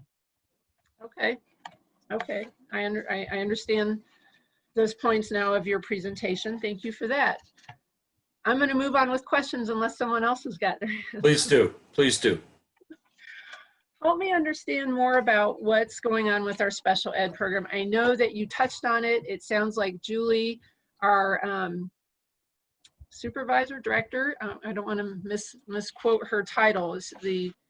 She's in charge of all of special ed, Julie Gutman. Director, She's working on plans. What does that mean? Can you elaborate, please? Because I know there's a lot of special ed parents who are very nervous and concerned, and I get it, being a special ed mom. I understand that. So I want to help shed some light on that. I think it's very important to understand that we have many different programs under our special education umbrella. And it is difficult to give specifics because, as you know, for each individual child, a team makes that decision. The IEP team makes the decision as to what that child needs. So, for instance, Ben had alluded to earlier that we are considering for perhaps our categorical programs that maybe we would be able to bring some of those students in small groups. However, maybe for our resource room students, that would not necessarily be the case. They would be serviced through their general education classes like they typically would, in addition to maybe them receiving services, ancillary services such as speech or occupational therapy, or in addition, maybe a lab setting, which many of them also have in their schedule. So it's not that we don't want to be specific for special education, it's just, it's specific to that child, and that child and their parents and a team works out an individual plan that then the special education department will carry out. And I absolutely understand and appreciate that. And I know that Ann Arbor made a decision to do this in July, and Farmington just decided last night. And what they're doing for special ed is allowing a building to be open to help for those ancillary wraparound services for students, which I think is brilliant. Those class sizes are already smaller than a normal classroom.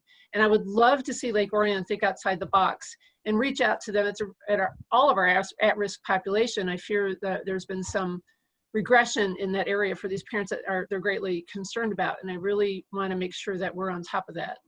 And that is exactly what Ben is alluding to. That not only would we try to provide some of these services to smaller groups such as special education, but to our students too, who maybe are receiving some interventions and are more at risk and receive more services in our school day than our typical student. We're committed to getting the students back, as soon as we can. And when we make some of these changes, some of these plans, and we get them finalized, we'll be happy to share them, as soon as we know, so that you are aware, so that you know how we're serving the students. I appreciate that. Thank you very much. I'm going to keep moving. Please do. Ben, in your presentation, you touched on something that's very near and dear to my heart, and that is the food insecurity of our students. Can you elaborate any more on the plan to provide free and reduced breakfast and lunch? How is that a similar setup to what had been happening during the pandemic or the shutdown? Look like John unmuted there.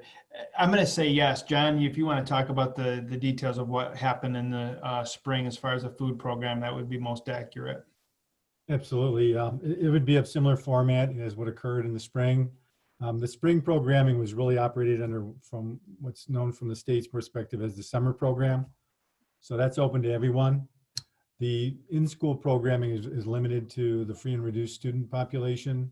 It would be similar in delivery format with some improvements in the ability to identify specific food requests. Ideally, we're going to get something in place that would allow for a pre-ordering process. Functionally, it'll be very similar. It'll be once, twice a week distribution points within the district. Most likely starting point would be at the high school based on its location and its logistics, but very much same kind of food, non-perishable, transferable, same kind of format we did in the spring. Are you saying it would, I don't want to put words in your mouth. I heard the high school and a point, and is it possible to service from every building or the students? Because there's quite a few kids on that free and reduced plan. Well, we would have the same challenges as the reason we ended up doing 2 distribution points in the spring, from a refrigeration point, from a moving capacity of the food point and a spoilage point. Ideally, we'd identify maybe a secondary location, a distribution point in order to maintain, the freshness levels of the food. Again, some of it's frozen coming out of the refrigerator freezer sections. So coming from every school, there's no from a logistic and efficiency point of view. One school may have a need for 50 lunches a day, another may need 500 or 200. So in terms of the ability to produce it from a personnel time and get everything put together, it'll be similar in format. It won't be done at each school. Similar in the spring where we had two distribution points. We are looking from a logistics point of view now. It's starting at the high school. We've been, depending upon where we go tonight and what develops, and volume itself more than likely would require a secondary distribution point. So are you saying the distribution at the high school would utilize the high school kitchen? Yeah, the high school kitchen, it's got better freezing capacity, the physical Absolutely. layout of the actual building and the processing possibilities there. So I know when I helped a little bit in the spring with Marla and had a conversation with her about that and understanding why that distribution came from the CERC kitchen. And the two that we distributed also at Carpenter, but it was transported there for ease of for people to pick up. But it was out of Marla's hands. It was I want to say federal law that required, it was this formulation between the building with the highest number of free and reduced, and she ended up being only allowed to open the CERT kitchen, and then she's limited by what's available there, the freezer, the refrigerator, and so it limited the number that was available. I know a lot of people had questioned me about why was it a limited number, which actually turned out to work out well for us. I don't think it was, it worked out. We didn't typically run out, I believe. So, but in this case, with school being back in, I just wonder what the need would be, and I appreciate knowing that the high school would be better able to produce a larger quantity to meet the need, should that be there. Yeah, keep in mind too that the spring programming was operating under a different set of rules with the summer, what's known as the summer meals rules. Oh, they considered that the summer program? Yeah, it was an extension of it. So there's a few different rules in terms of that regard, but when it comes right down to it, it'll be a similar format as we did see in the spring when it comes to the actual nuts and bolts of the distribution process. So just so people understand that we're under the guide, we can't make stuff up as we go. My administration is tied to a lot of laws that oversee virtually everything that you do. Birgit, I think it's also important to mention, we did not receive feedback that families were not able to access the food. Right. Okay. If anything, we received more on the realm of positive information that people felt we were very accommodating and so forth. So I'm not sure we may have, but I don't think we missed a significant number of people with the process that we used in the spring. No, that's what I was saying. The numbers seem to work out right for the needs. I generally don't think we ever ran out. Yeah, the great news is we have great staff who does a great job of handling that. And Exactly. I'm quite certain that it will continue that way. Other questions, Birgit? I do have more. Please go right ahead. Does nobody else have? No, please. So I don't know if there's, I'm going to ask because I don't know if there's a concern or we need to be told. What about OTEC? What about those kinds of things for students that are involved in other programs? Right now, and Ben, correct me if I'm wrong, we did receive word that we thought OTEC was going to open. Hence, we then received word that that is being reviewed again. So at this point, we are not quite sure. However, we have stated that as a district, if OTEC is open, we will be sure that our kids that have that in their schedule would be allowed absolutely to participate. And we would be providing transportation if that was needed. Okay. That's the latest that I know as well. Okay. Yes, Scott?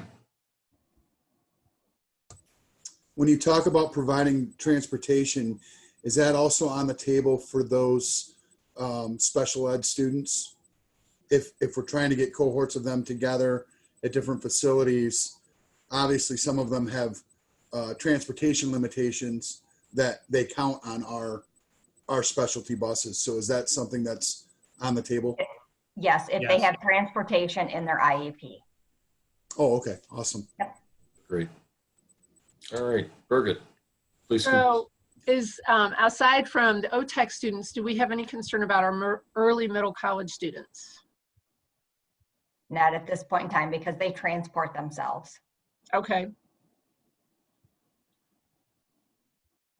And what would happen to secondary level, anything within the realm of the arts, PE, band, choir, any of the art classes? What happens in the remote setting with anything like that? They happen remotely. Our teachers are already preparing. In fact, I've been in communication almost daily with Melissa Wilson. Band, as you know, is, marching band is in effect. So all of our classes would be happening remotely. It would, obviously, some of them would look a little bit different, but our teachers are prepared to deliver them remotely.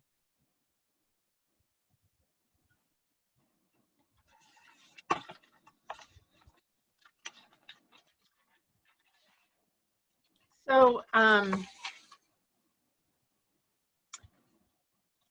want to thank you publicly, Ben, for all that you're doing and appreciate the fact that you've been such a good communicator, I believe, with both the community as well as the board. And I look forward to you keeping us abreast of things that continue to transpire and influence this enormous undertaking of being a superintendent over a school district during a global pandemic.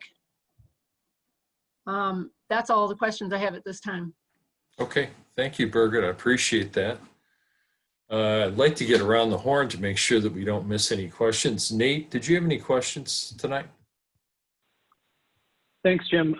Mine's more of a comment than questions. I think, watching how other districts have worked through this process over the last couple of days and weeks, it's rational for people on any side of this issue, those who desire to return in person and those who prefer the option of delay, of starting remote. It's rational that at the end of this, that one side or the other will feel like their perspective will have won or lost. I'm personally experiencing that a bit in our house. We have one student who's got her backpack ready and would be ready to go, and one who doesn't and is in the opposite spot of it. And that's rational, right?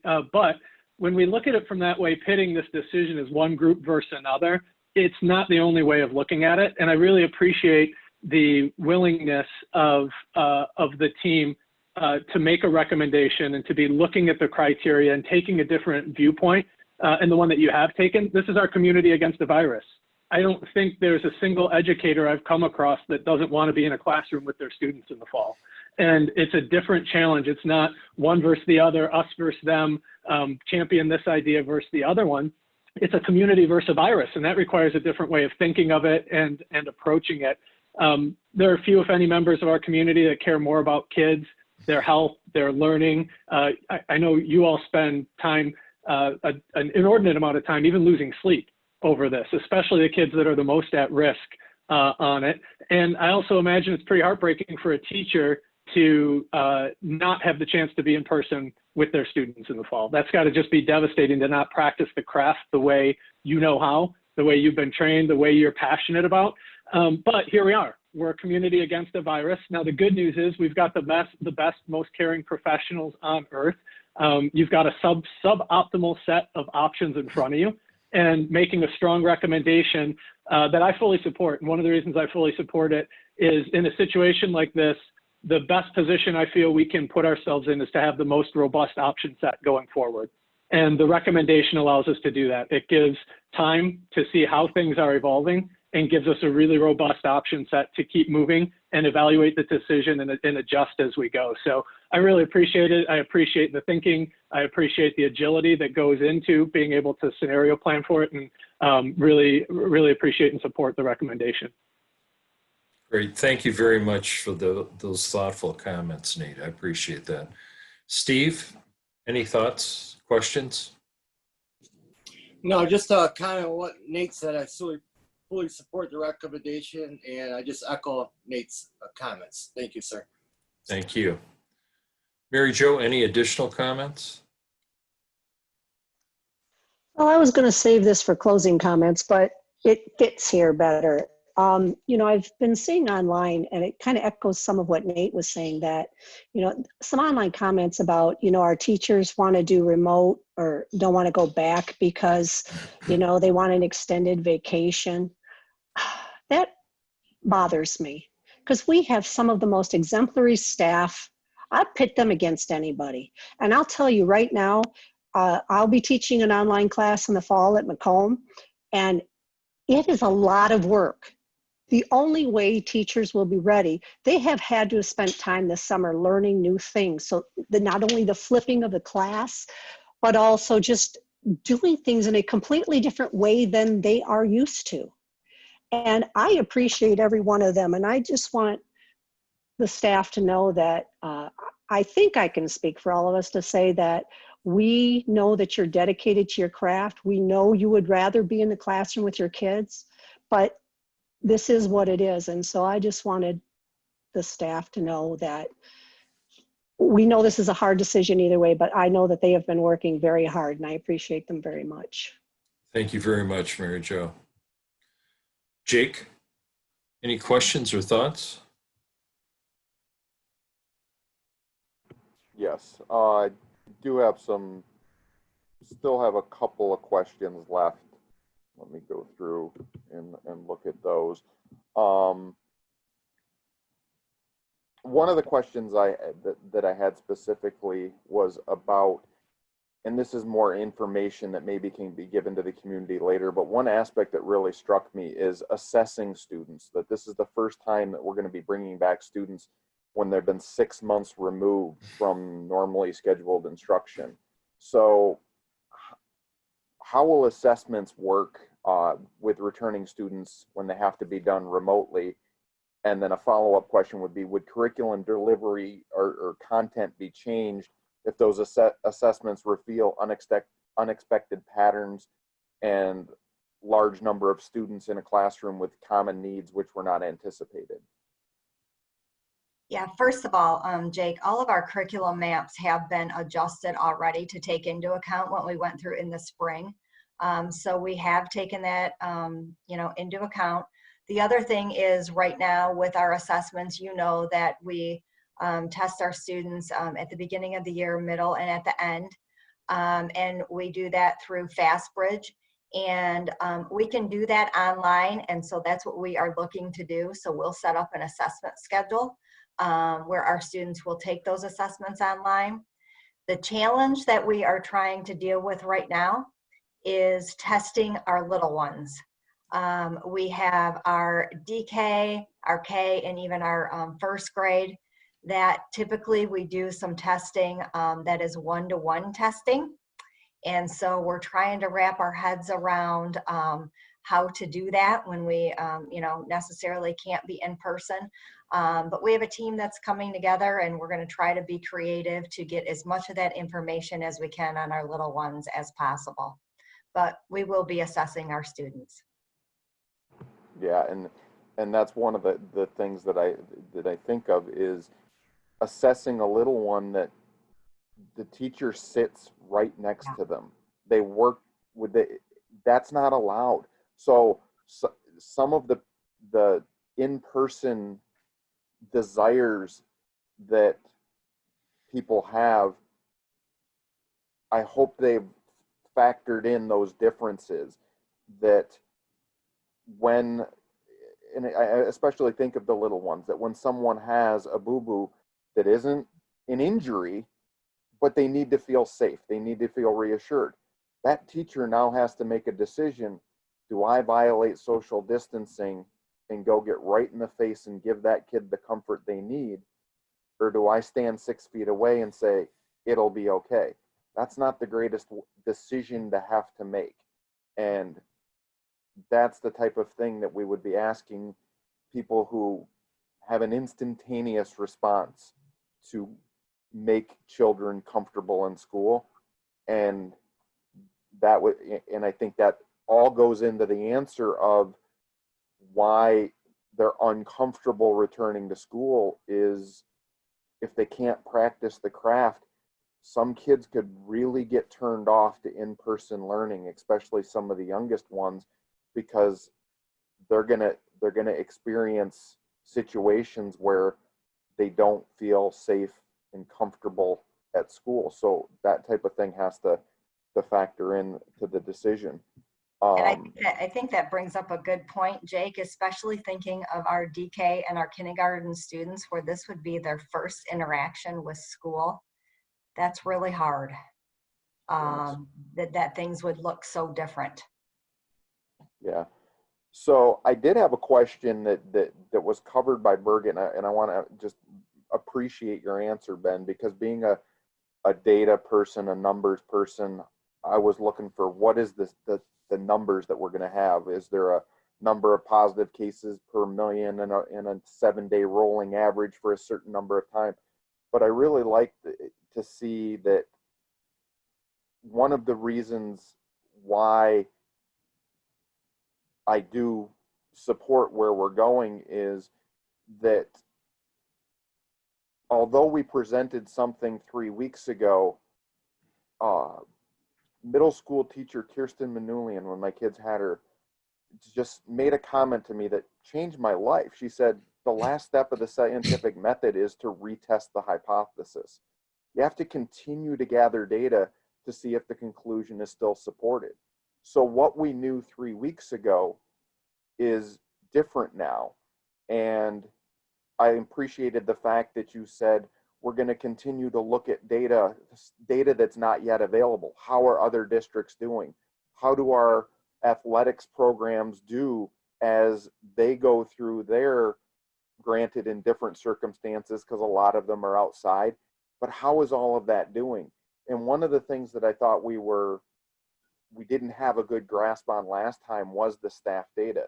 It was anecdotal, and I did make a specific request to give staff a survey, as I know other board members did, and allow it to be anonymous so that people could provide the candid feedback. And I really appreciated the fact that you brought back, some data of over 500 responses. That's more than half of our staff.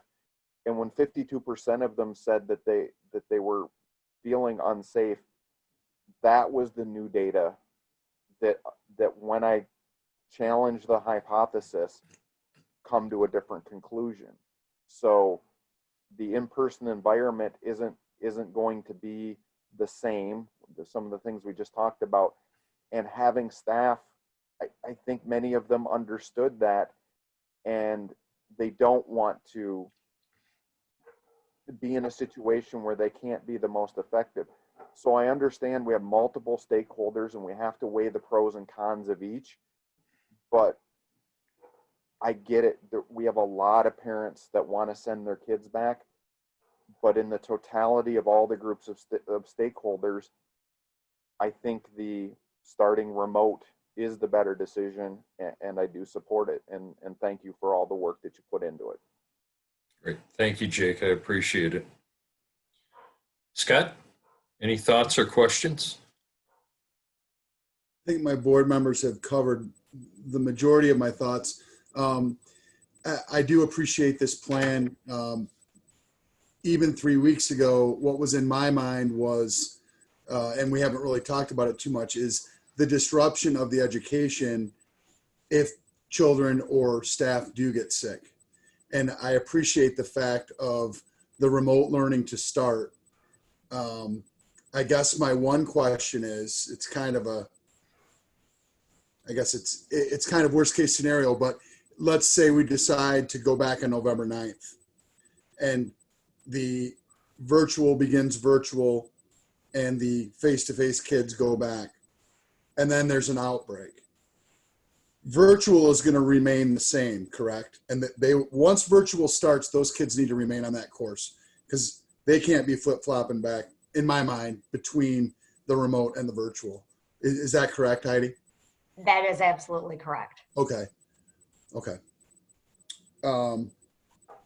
So I am in favor. I mean, I hate it. It's kind of like, picking bunt or striking out on purpose.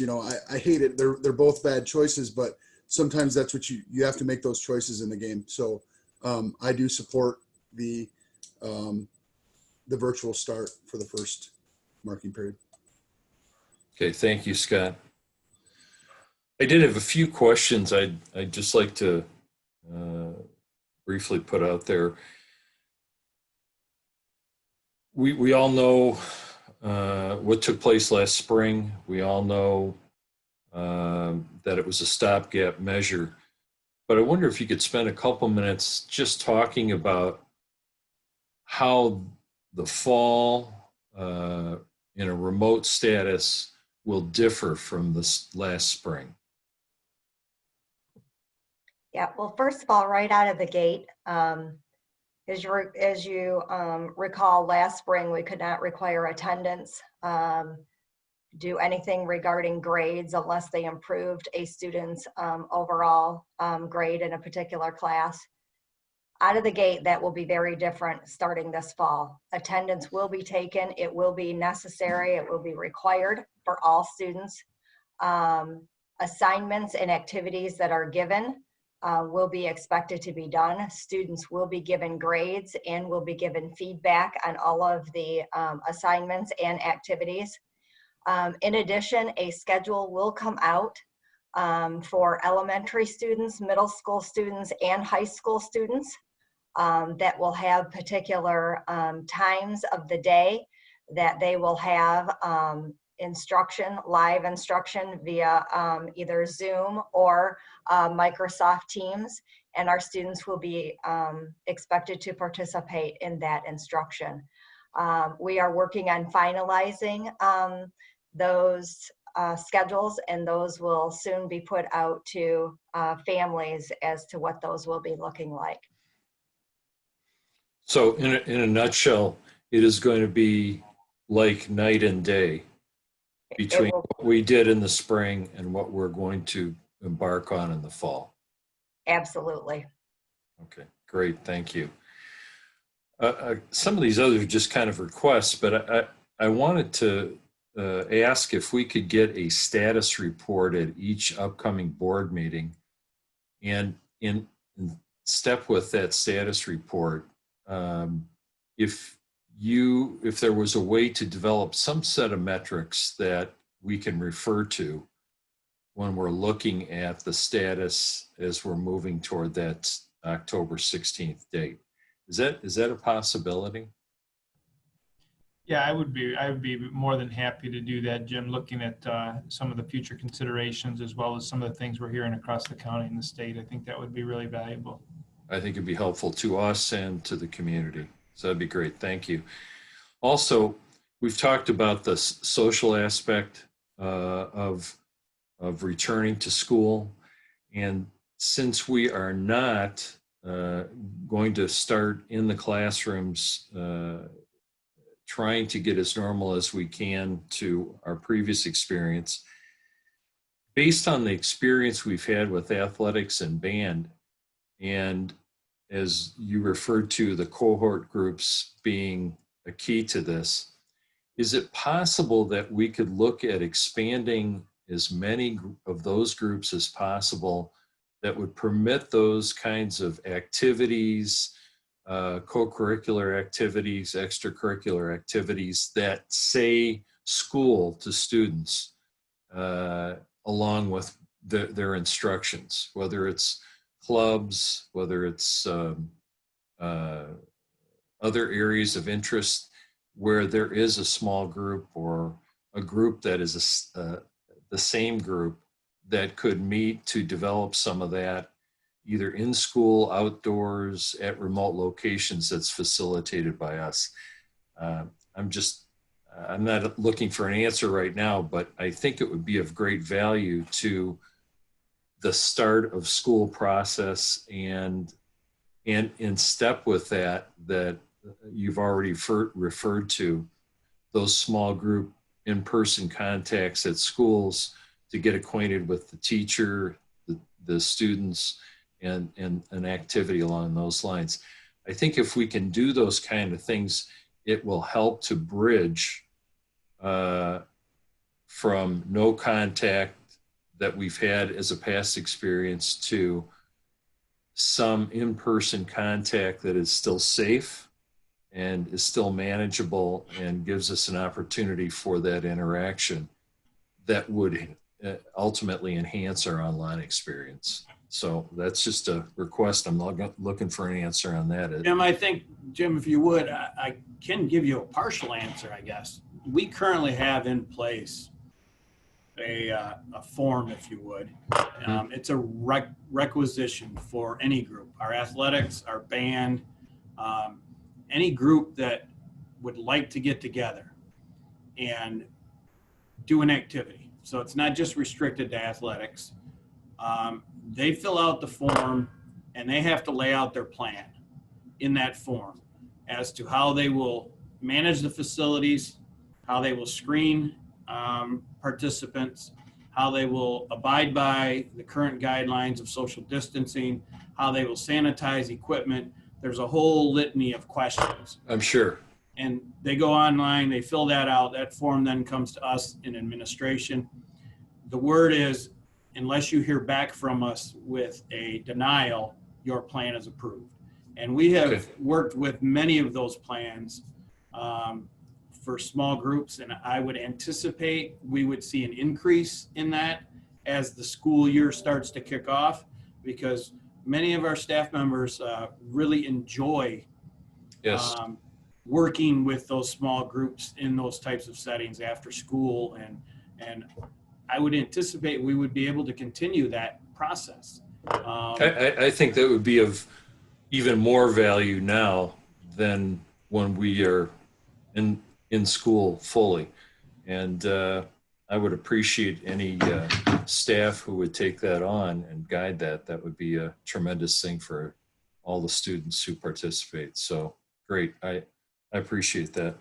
And then one final request, if it would be possible for Chris Bell to come at our next meeting and update us on the progress being made and the successes in the athletic program thus far, and possibly give us an update from the MHSAA. And I know that they are continuing to look at their guidelines, and they've been pretty forward thinking in this process thus far, and it's served all the schools in the state pretty well.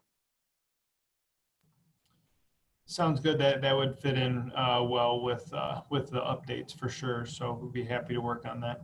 Okay, I appreciate that. And just finally, yes, Birgit.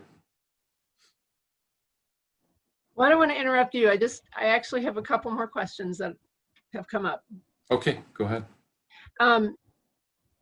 And I don't want to put you on the spot, but I guess I kind of do. Ben, do you see this plan that as you've presented it tonight as part of your original plan? And I'm asking because I know how disappointed I feel, and I'm guessing that there's a myriad of parents based on what I read into public comment tonight, that right now are in a flood of emotion. Not that we haven't already been predisposed to being on edge with our emotions because of all that we've been through with this pandemic, but I would like for you to have an opportunity to address the plan as it was presented as to where we are tonight. Sure. The original one, the team talked about it back in July. In-person and remote were tied together. That was an option, and then virtual was the secondary option. As things evolved, we obviously, those two being tied together, we were looking at a way to best serve students, looking at the safety and the health.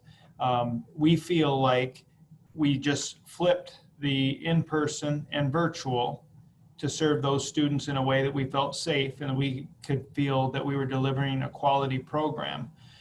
When we then looked at the virtual families, recognizing the majority of them are looking at a situation where they weren't comfortable moving their students into an in-person setting, could we still serve them in a way that they could do it in a distance format or virtual format? And we felt like by merging it together that we would be able to do it. So we feel like we're satisfying those that want the online instruction, as well as being consistent with where we were initially with having the in-person and the virtual tied. We did speak most about in-person because ultimately that's where we want to be. That's where we want to be as soon as possible. And that's where we wanted to be back in July. But those two were tied, but we feel like we needed to flip it. And that's what we did. And we did bring in, the virtual, because we feel like that helps with some of the social emotional, that helps supports some of the students as they move forward in a virtual format, because they'll have some guidance from staff. So we do feel like there are a lot of similarities to where we were. It does look different because we have a different driver now, but we do believe that it was all, part of the same packaged, but we've unrolled it in a different way. Can you elaborate a little bit more, either Ben or Heidi? Heidi, I think it came up in something you said when you talked about, I don't remember the wording, the small cohorts, the orientation. Can you talk a little bit more about what that looks like? And is there a potential for that to carry through beyond an orientation? At this point in time, all of those details have not been worked out because we're going to have to work with each of the buildings, right, and the teachers as to what that's going to look like. So we will obviously begin doing that. But the purpose of that orientation would be to make sure that students have their materials that they need, as well as their device, and then obviously working to meet their teacher. So it would be a short period of time with small groups of students where we would bring students for that purpose. And then I think beyond that's where I think Ben had mentioned starting maybe down the road after we get going a little bit to start working on bringing in small groups of students for one reason or another. I think you have a window of opportunity with the fall, assuming Michigan gives us good weather, that you could take advantage of that and maximize it for that purpose, and that might help in some way. I am really feeling for the parents, and I fully understand that we aren't a daycare, we're not a babysitter, but I am feeling for the parents that are counting on their student being able to go to school in person and not having a person at home for whatever reason to watch a student. And I'm just wondering how far outside the box we can think as we address, because let's be clear, MASB has trained us for years to think of parent, they're our customer. And I want to understand, I don't want us to be tied down. the remote has such a negative connotation for people. And even if we don't talk about the spring, it just has such a negative connotation. And I want to develop that as far as it can be as most positive for people. And I don't even know what that looks like, because a lot of this we're making it up as we go. But what an opportunity to be able to expand on that somehow. And I'm sure the teachers could be extremely creative with that. Well, if I may just jump in here, you know, I think that the opportunity that exists here for people who are going to experience what happens in the fall versus their previous experience is to see what it really can be. And as our entire board is aware, we know how much time has been put into developing the program and into developing the teachers to be a part of the program. And that's been a significant investment that went back to even the time shortly after us closing schools down last spring. So there's been a significant investment in work, planning, and the whole package that will be unveiled when we return to school in September. And I think if people are thoughtful about evaluating it, they will see that it's not going to be the same situation. It will not even resemble the same situation. And it will be of great value to those students who are experiencing it for the first time. It's not going to be what it was before. And I think we all got to remain open-minded on this. And as I said in previous meetings, the one thing that we all have to extend to one another here is some patience. This is a very fluid situation, and I think we have to remain patient, we have to remain creative, and we have to continue to evaluate as to what's the best situation for all the students in the district. And I think that's taken place. Yes, Mary Jo. Well, if I could just make 2 points based on some of the things Birgit said. I think there may be a misconception with the parents who want face-to-face that it will indeed be a consistent schedule. And I'm not saying that because there's not a plan in place, but because if kids have to be quarantined, now you've suddenly taken, okay, my kids are, say I'm a working parent, okay, my kids are going to be in school. Now all of a sudden they're home. Now I've got to play that, okay, do I have a plan in place kind of thing.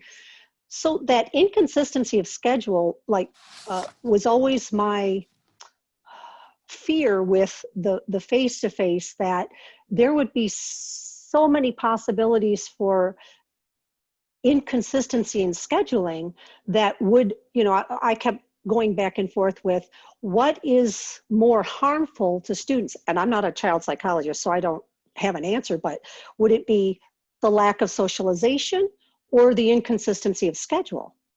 So I think there's a preconceived notion there that there would be some consistency that could be there, but might not.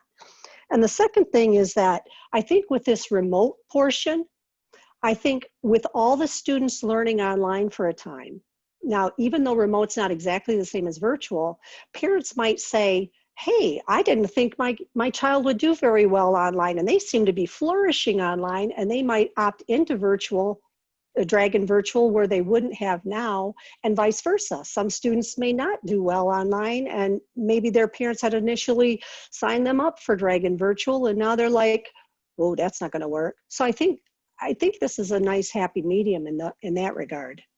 Thank you. Scott, you had something?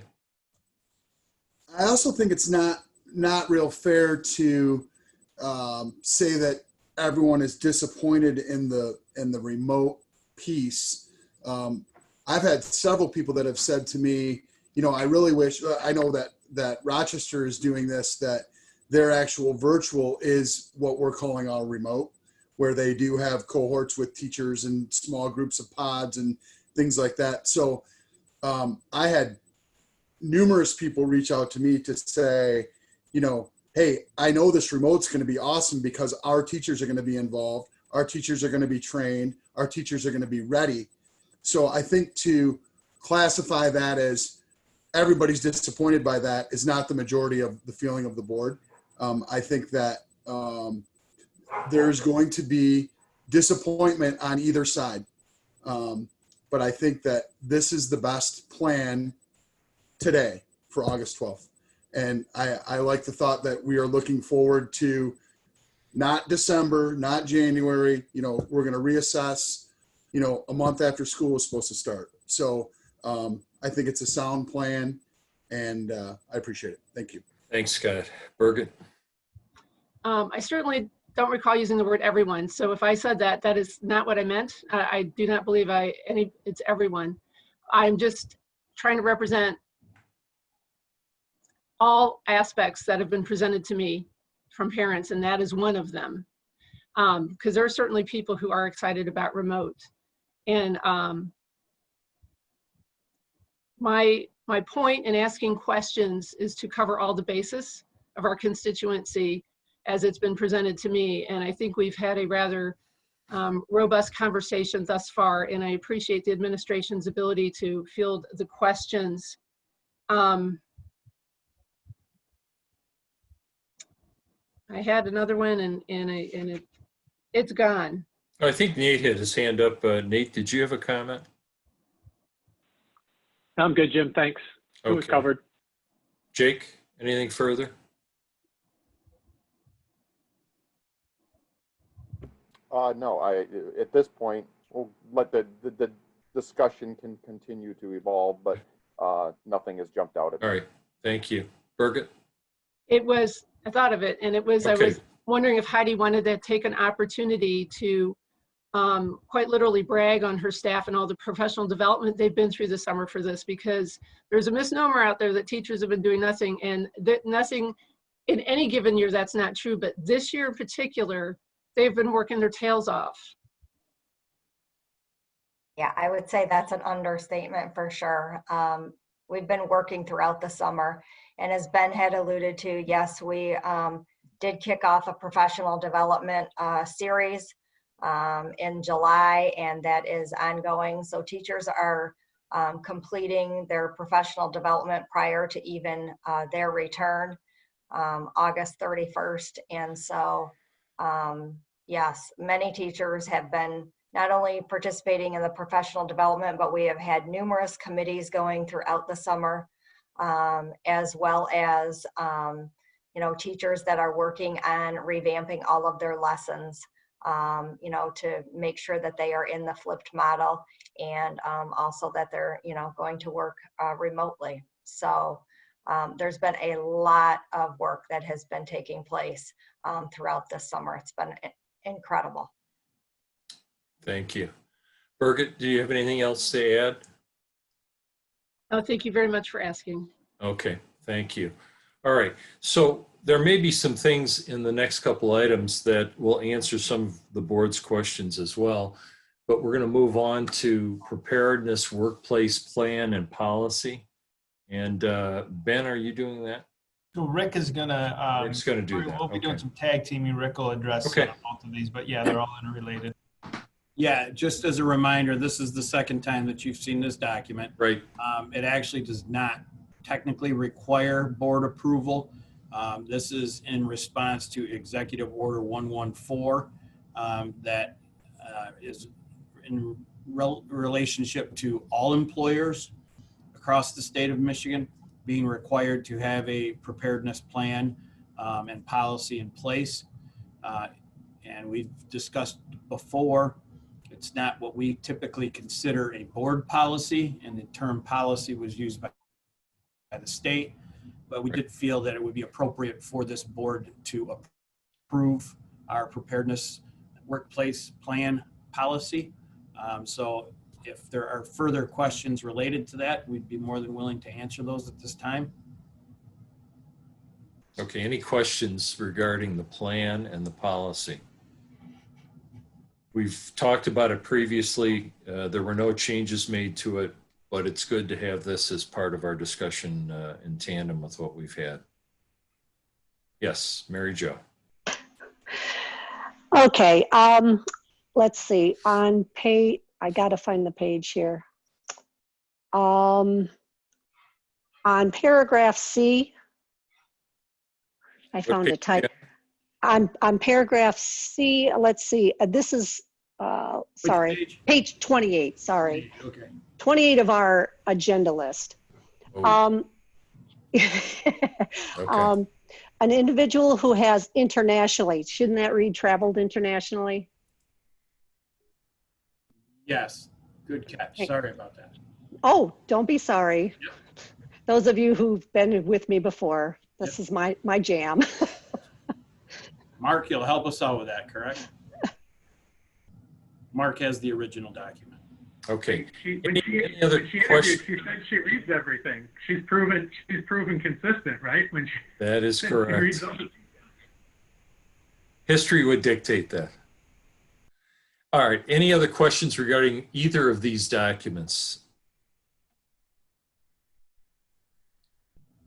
All right. Hearing none.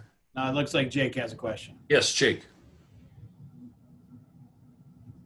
You're muted, Jake.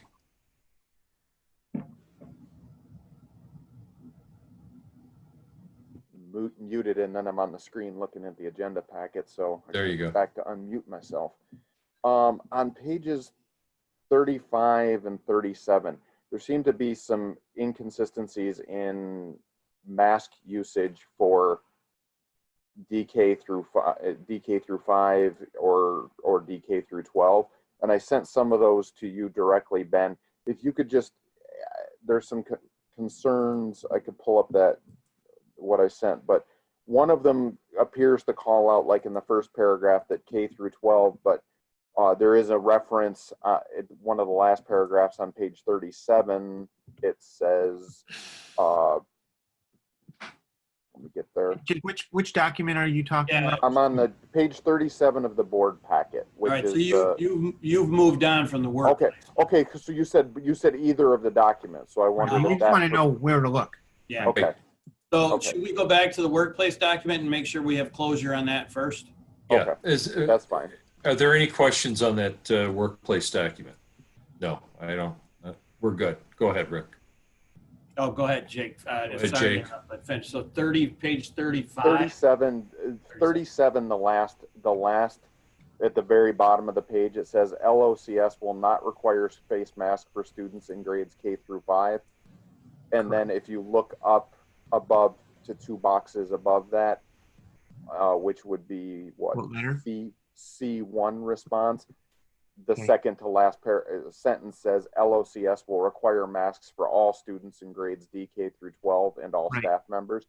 So there's some, I just want to make sure that before we approve this, that language is clean, or we have an agreement of how it will get cleaned up to say, I think we said tonight that we changed the direction, that when we go in person, it will be masks for all students, even elementary, in the classroom.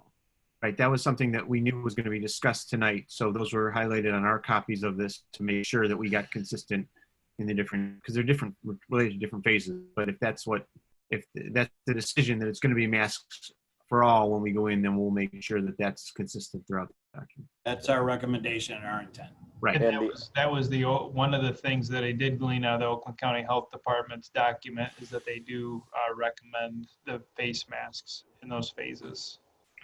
So the FAQs for in person on our website, it says that they're not required for K through 5 in the classroom. Again, that's not relevant because we're starting all remote. But if that's going to be the change, I just want to make sure that we're presenting a consistent message to everybody.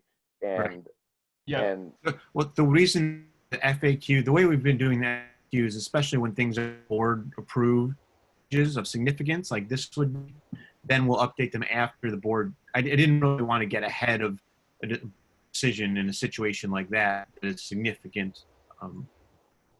Right, Ben? Good. I appreciate the explanation, and that's what we're fleshing out. So that'll be great. Thank you. So the document will reflect the plan. Yeah, and just at the point, I'm sorry, Ben, do you want? to him. I was just going to say, when we talked about this in July, again, that it wasn't a strong recommendation to be wearing the masks at the elementary level. Since that time, that has evolved, and that's why it reflected that on the website. And Mark already spoke to our discussion tonight, changing that. So, And in box And- D, Jake, as you said there, we're going to remove that. Those are exceptions, the things you're not going to, the protocols you're going to exclude. So we'll just remove it from that section. And Yeah, Ben, that makes sense. I think it's important to point out that the original plan was based on the return to school document that had requirements and then highly recommended. Right. And when we devised the original plan, obviously all the recommendeds we adhered to, and then all the requirements. And then the highly recommended is where we started to have those discussions. And face masks for K-5 was highly recommended, but not required. So we went with the original of the, okay, we'll stick with the required, and we struggled with how the young children will wear masks all day long. So we didn't go with the highly recommended at that point, but then listening to community and listening to others, we have since decided that it would be in our best interest to go with the highly recommended when it comes to mask K-5. And along those lines, when you referred to highly recommended, it wasn't that we were highly recommending it as a district. It was being recommended, highly recommended to us, and we were carrying it out on that basis. Right. The reminder is that the state roadmap had these different categories depending Right. on the phase of requirements, and then highly strongly recommended, and then recommended. And you needed to justify in strongly recommended why you would not be doing that if you weren't Right. going to. Okay. Any other questions regarding this document? We've seen it before. Yes, Mary Jo? Sorry, because this is my first time seeing Yes, it is. Please. On page 35, again, of our agenda documents, under paragraph A, paragraph 1, the third to the last sentence says, plan must consider how the district will aid students who lack access to computers or to the internet. Now, we've had a conversation about the computer portion. I was just curious how we're implementing the consideration of lack of internet access. Yeah, in the spring, we did survey families to see if they needed a hotspot, and we'll be doing that same thing again. Thank you. So, All right, good question. there was also guidance that was released today from the state indicating that there may be some support in that area as well. Great. All right, any other questions? Hearing none, we will move on. Policy Committee report. Is there a report this evening? Birgit? Or who would that be? We Jake? have nothing to No, report there's tonight. not. Okay. We haven't had All a right. meeting and don't have one All right, Jim. scheduled. Yes, Can Mark. we go back for one other second? Just so you all know, we will be making one modification to all of the phase 4 boxes in that previous document. Just these are the things that will follow when students are in person education, because then we're covered when we're in the remote setting. So we're not implying that these are going to be from day one if we're not actually in the buildings. So it's just going to be a qualification. These are the things that will happen when we're in person education. Great, thank you for that add. Board Self-Assessment Committee, I don't believe they've met. Nothing to report from that tonight. Thank you. The Oakland County School Board Association is proposing bylaw amendments, and this is a first reading. And Birgit, are you going to speak to that? Yes, I am. Okay. Yeah, so the Resolutions and Bylaws Committee from the OCSBA met and Oh, are presented in your board pack.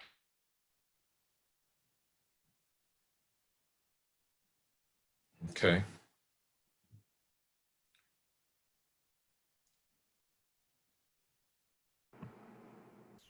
Let's see if Birgit returns here. Are we allowed to text her and tell her that she's not on under Open Meetings Act? Yes, I know we're not allowed to you- text each other, but I think in this case, Yes, you can. it would be I okay. just notified her.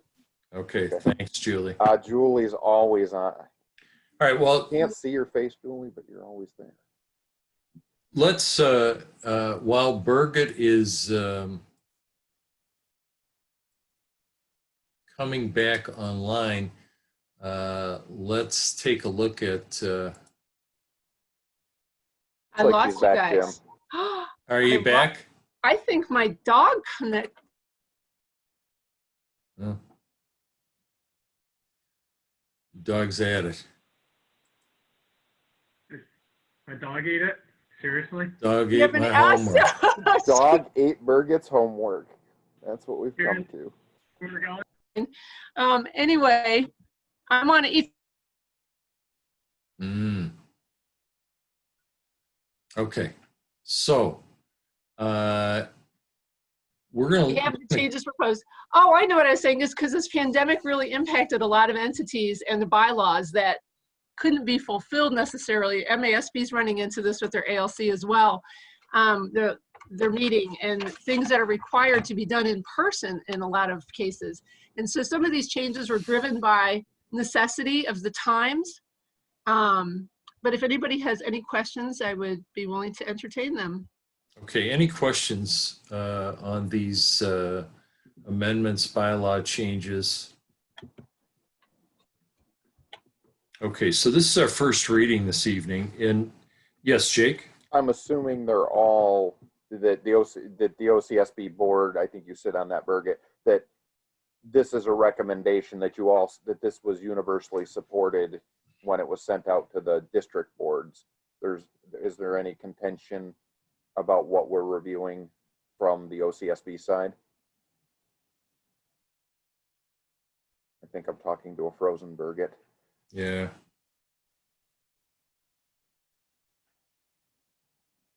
Well, let's just talk about this for a second. It's our first reading. We will be revisiting this at the next meeting.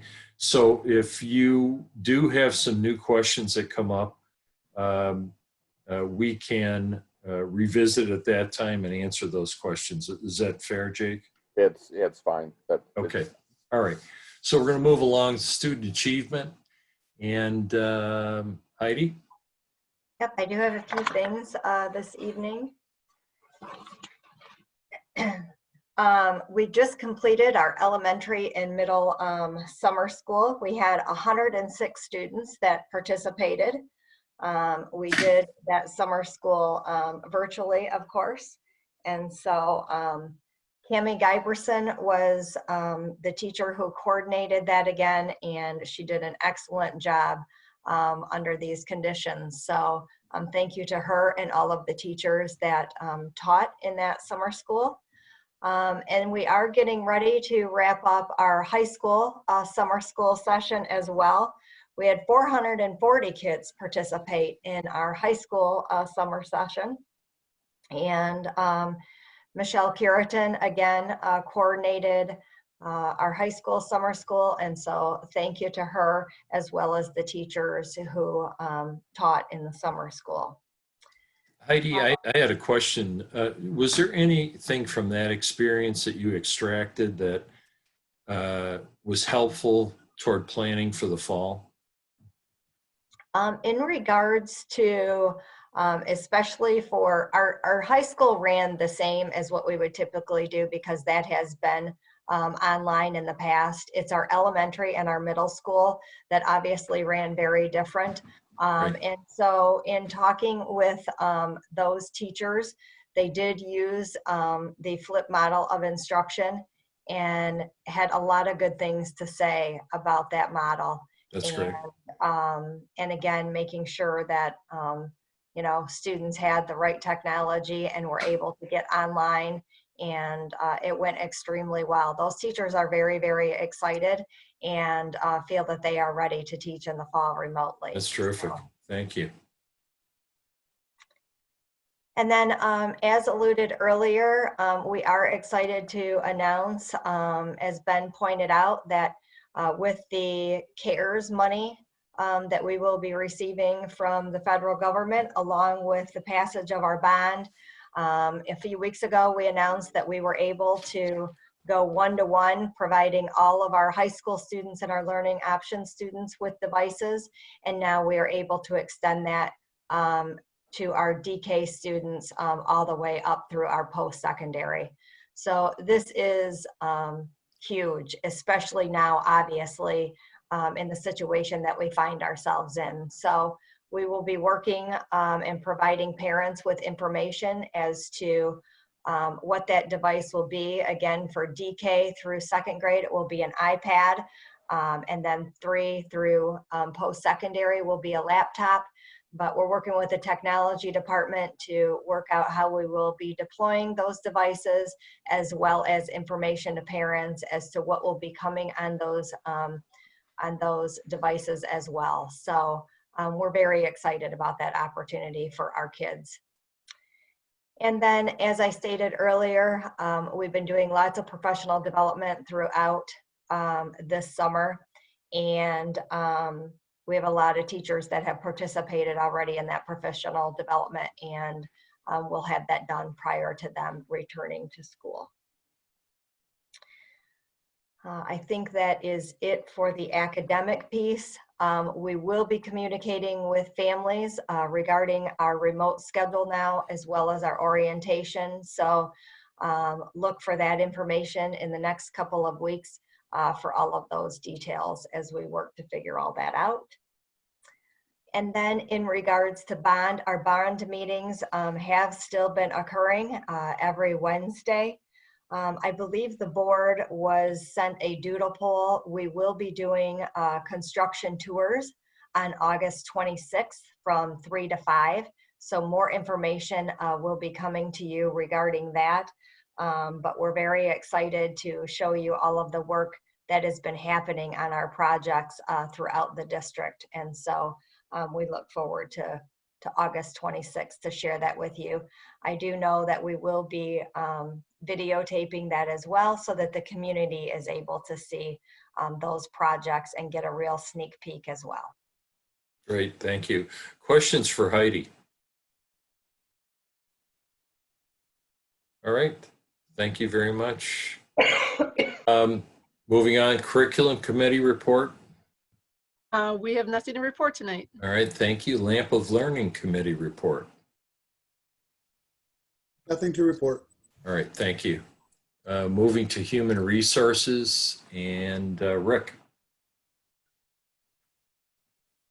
Yes, we have before you a recommendation for hire for 2 new certified staff members. Haley Kornberger, a science teacher at the high school. Haley comes to us fresh out of some student teaching. She has also been working with us over the summer as a swim coach. So she's not technically new to us. She has some time that she's gotten to know some of our students, so we appreciate that and look forward to having her on board. And Ashley Buchanan at our Pine Tree Center. Ashley comes to us with experience working in a center-based program, which we find to be very useful because that is such a unique building to work in and such a unique situation. So it's always good for us to be able to find individuals with some experience.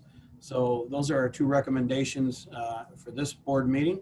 We'll have some more at the next board meeting, but the resumes are attached as always.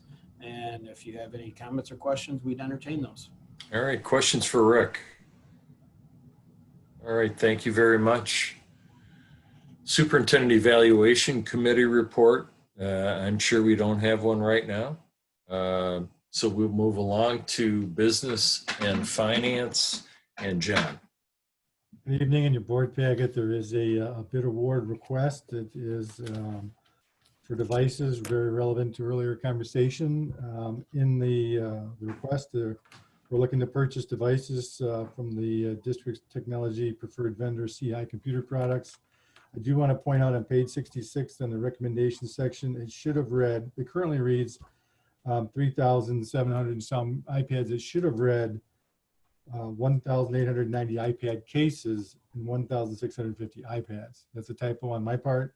So just as a review, what's actually being requested, purchasing from CI Computer Products See, the pricing's off their cooperative agreement contract based on our preferred vendor status with them.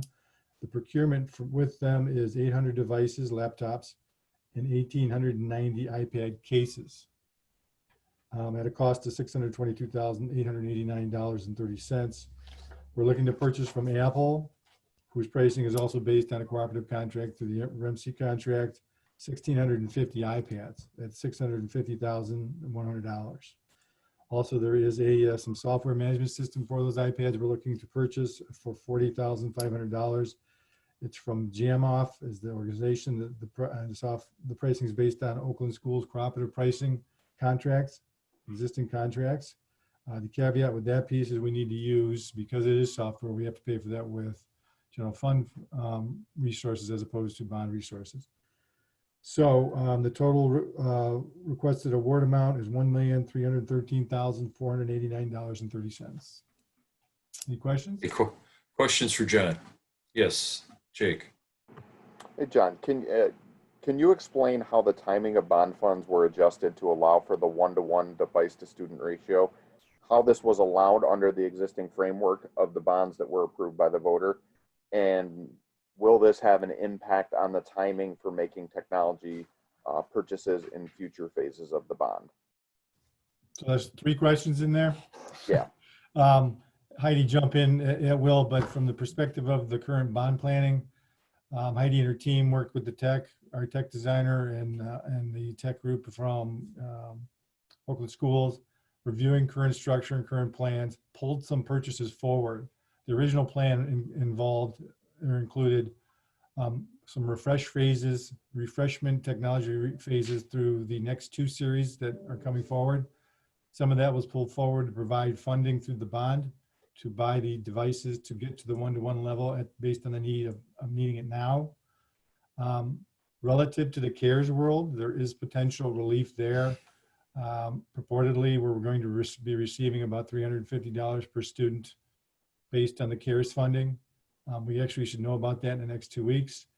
And if that funding comes in, aside from the other things we need to get covered with that, there's an opportunity to do potential refunding to the bond resources through this CARES money because of the need to pull that forward was actually a COVID-driven situation. Which question am I not answering? What did I miss on AJ? No, that's fine. So that would help understand that. Because there were just some people saying, well, how conveniently did you get to reuse bond money?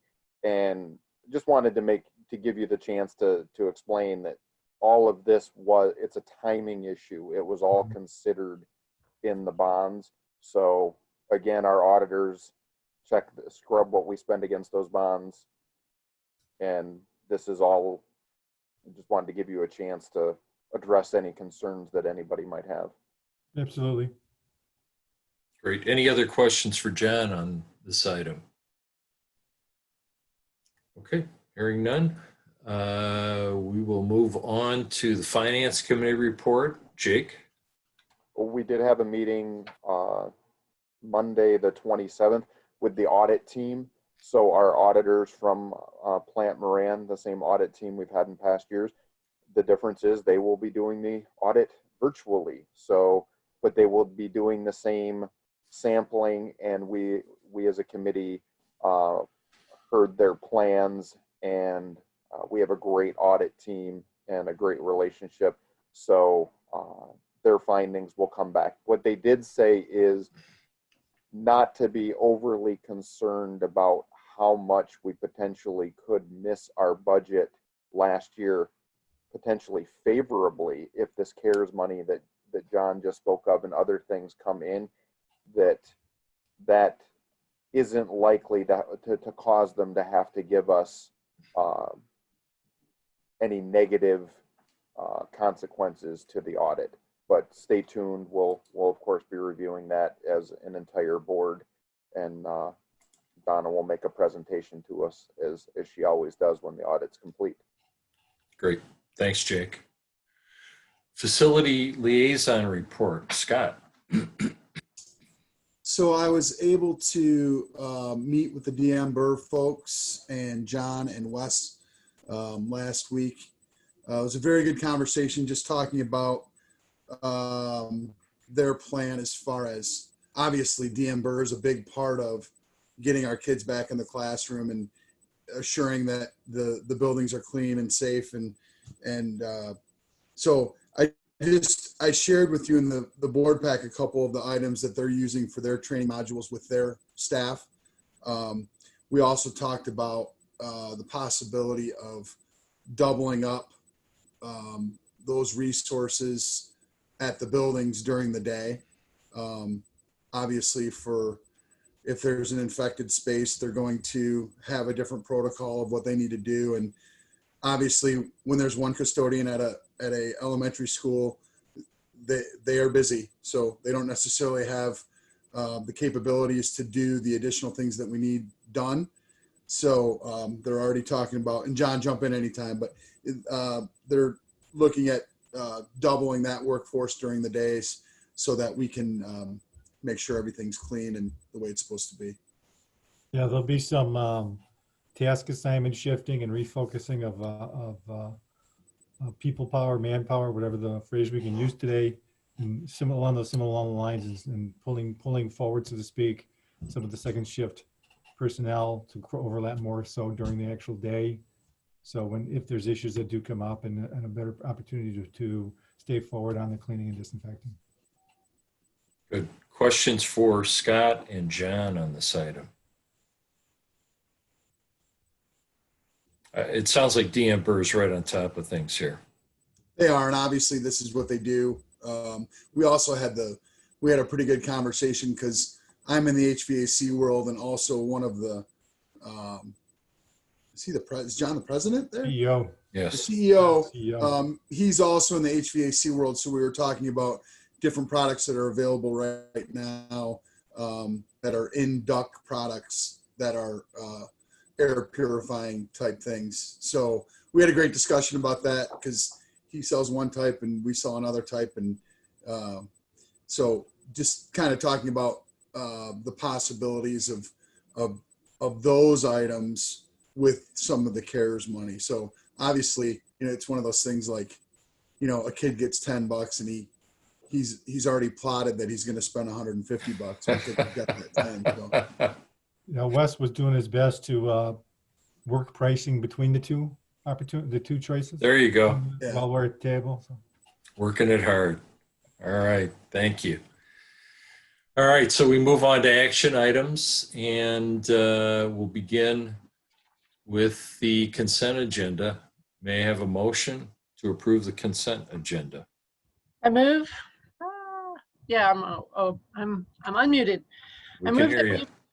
I move that we approve the following consent agenda items. Approve payment of the July bills in the amount of $11,412,297.71. Approve minutes from the July 22nd, 2020 regular, August 3rd, 2020 special, July 21st, 2020 curriculum committee, and the July 22nd, 2020 bond committee, and the July 27th, 2020 finance committee meetings, and also approving the Head Start coordinator's report. Thank you very much. Is there support? Support. Thank you. Julie, please. Ms. Burchart,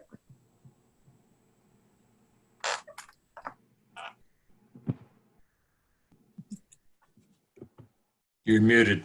I know. Sorry, There you support. you'll be first every time. I know. Mr. Butke, Yes. Mr. Dracos, Yes. Ms. McQuiston, Yes. Mr. Singer, Yes. Mr. Taylor, Yes. Mr. Weedman, Yes. The consent agenda is approved. We have a motion to authorize the return to school plan. Let me read it. Sure. No, you paused. Move to authorize administration to implement the 2020-21 return to school plan, beginning with remote learning for all students on September 8th of 2020. When in-person learning can be resumed, Dragon virtual programming will be offered to students as well. All right, thank you. Is there support?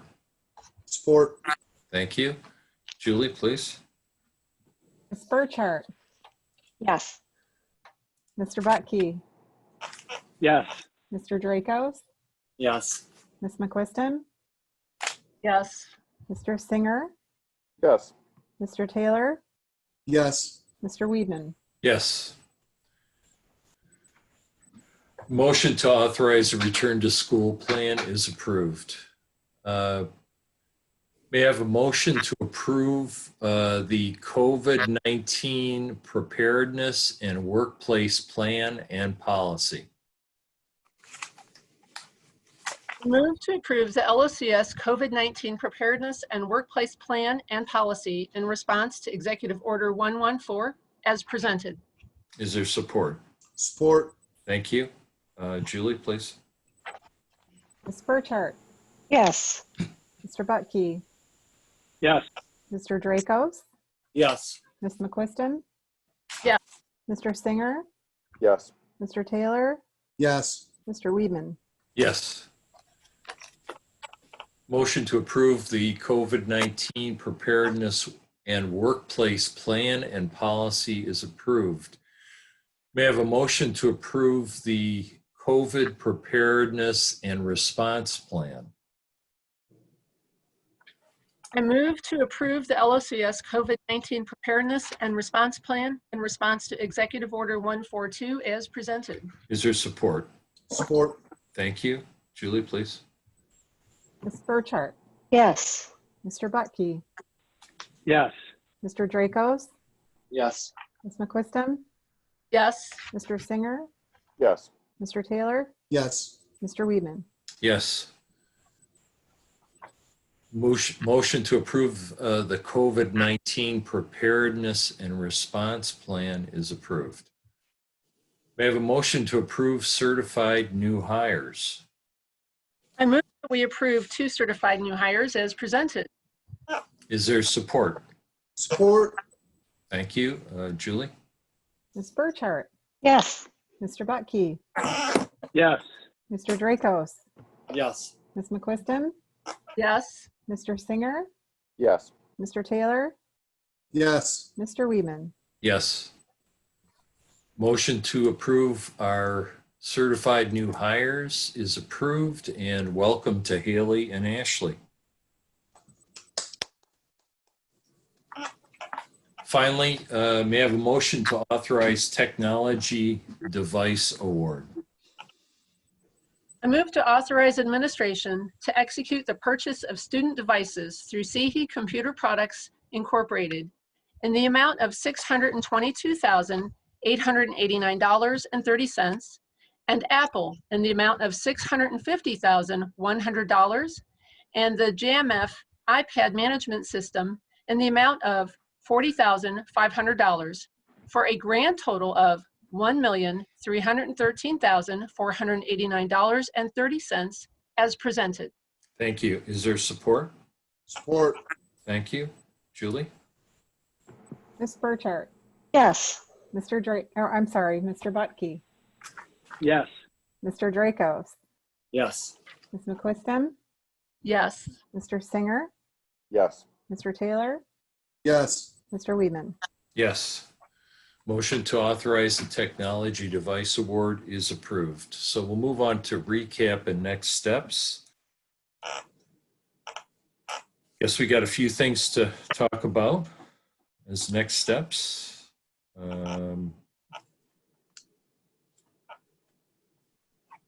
Ben?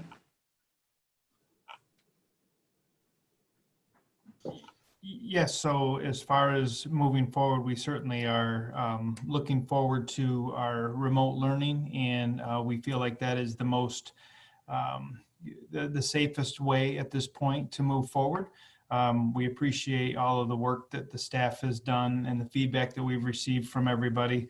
Ultimately, health, safety, and education are important to us as a district, and I feel that we've done that with the recommendation and the approval here.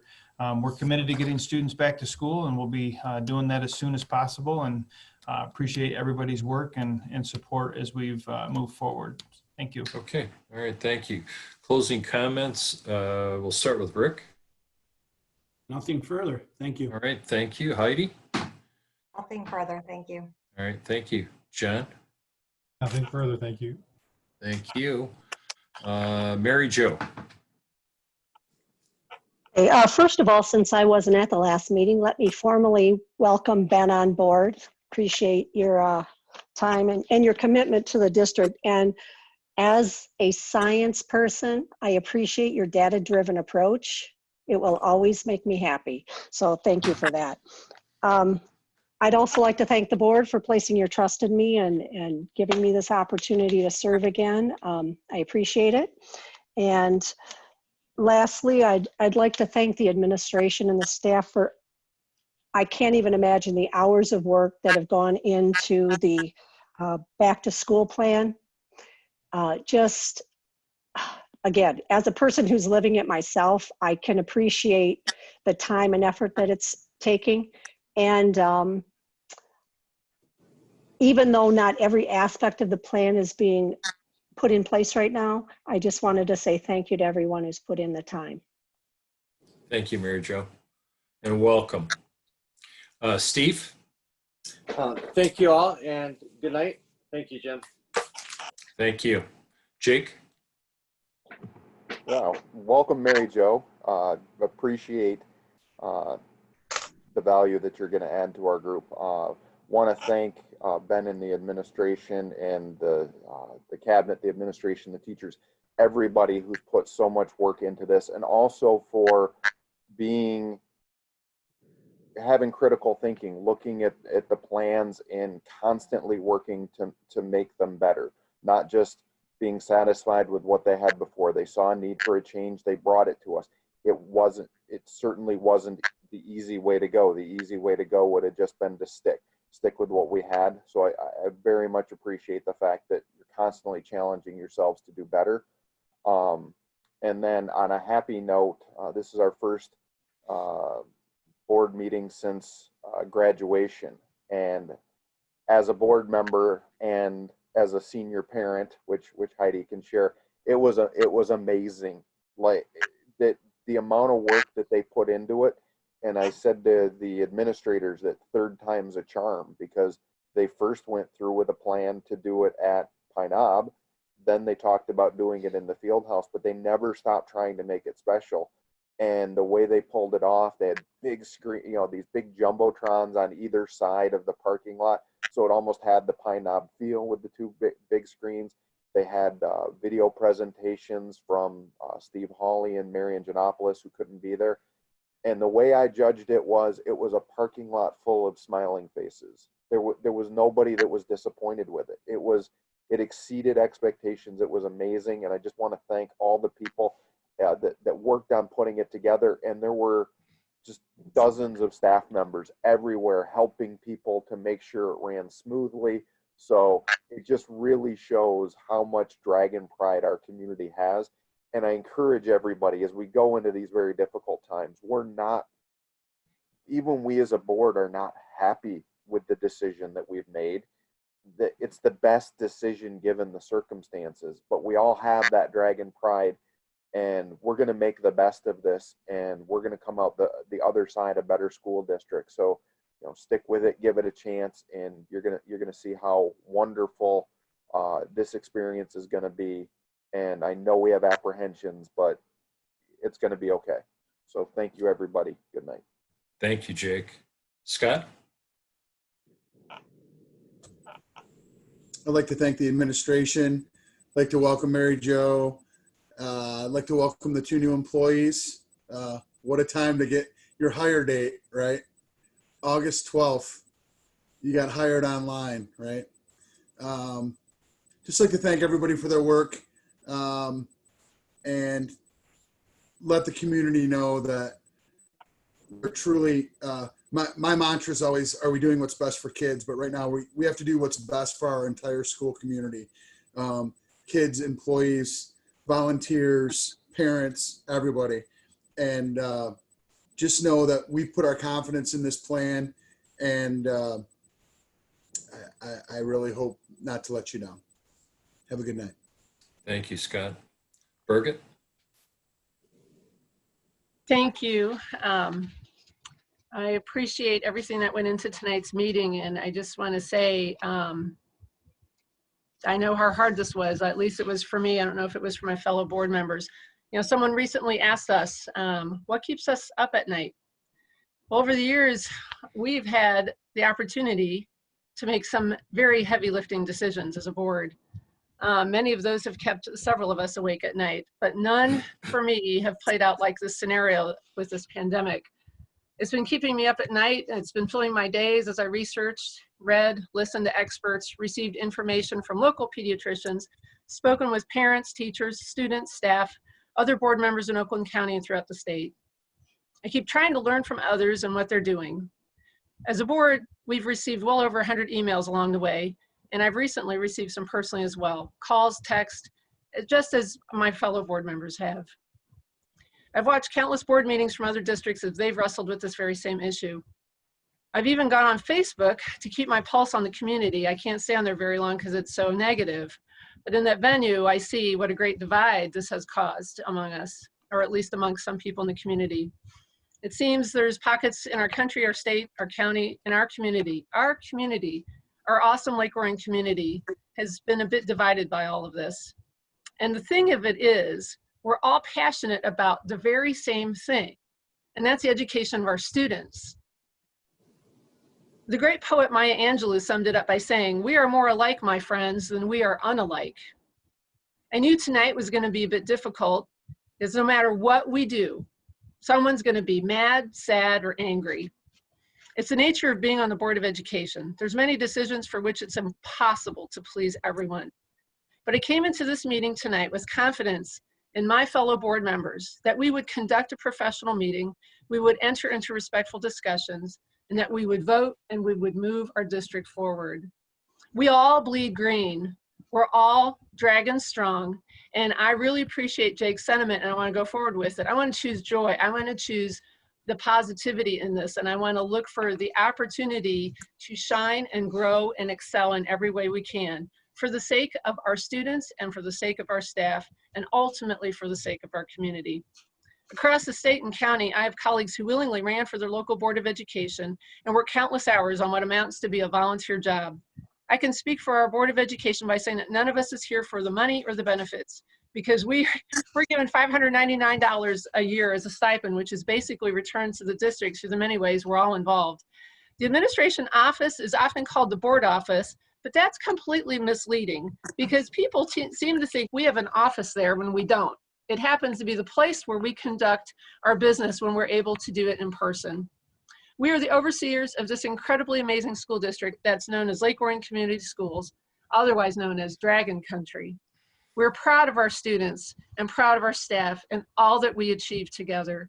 We're dedicated, committed, and each of us has either had students go through the school district or you currently have a student in the school system. We definitely bleed green. We're here doing exactly what we were elected to do, to oversee the education of our students within the parameters and the powers given to us through the state of Michigan laws and Constitution. To my community, I say, we've got you. We can do this. Go Dragons.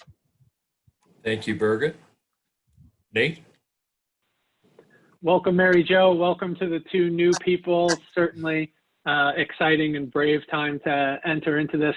I can't remember the meeting. I think it's happened a couple of times in meetings with Heidi, where she's kind of looked around and said, we got the right focus, the right people, we got this.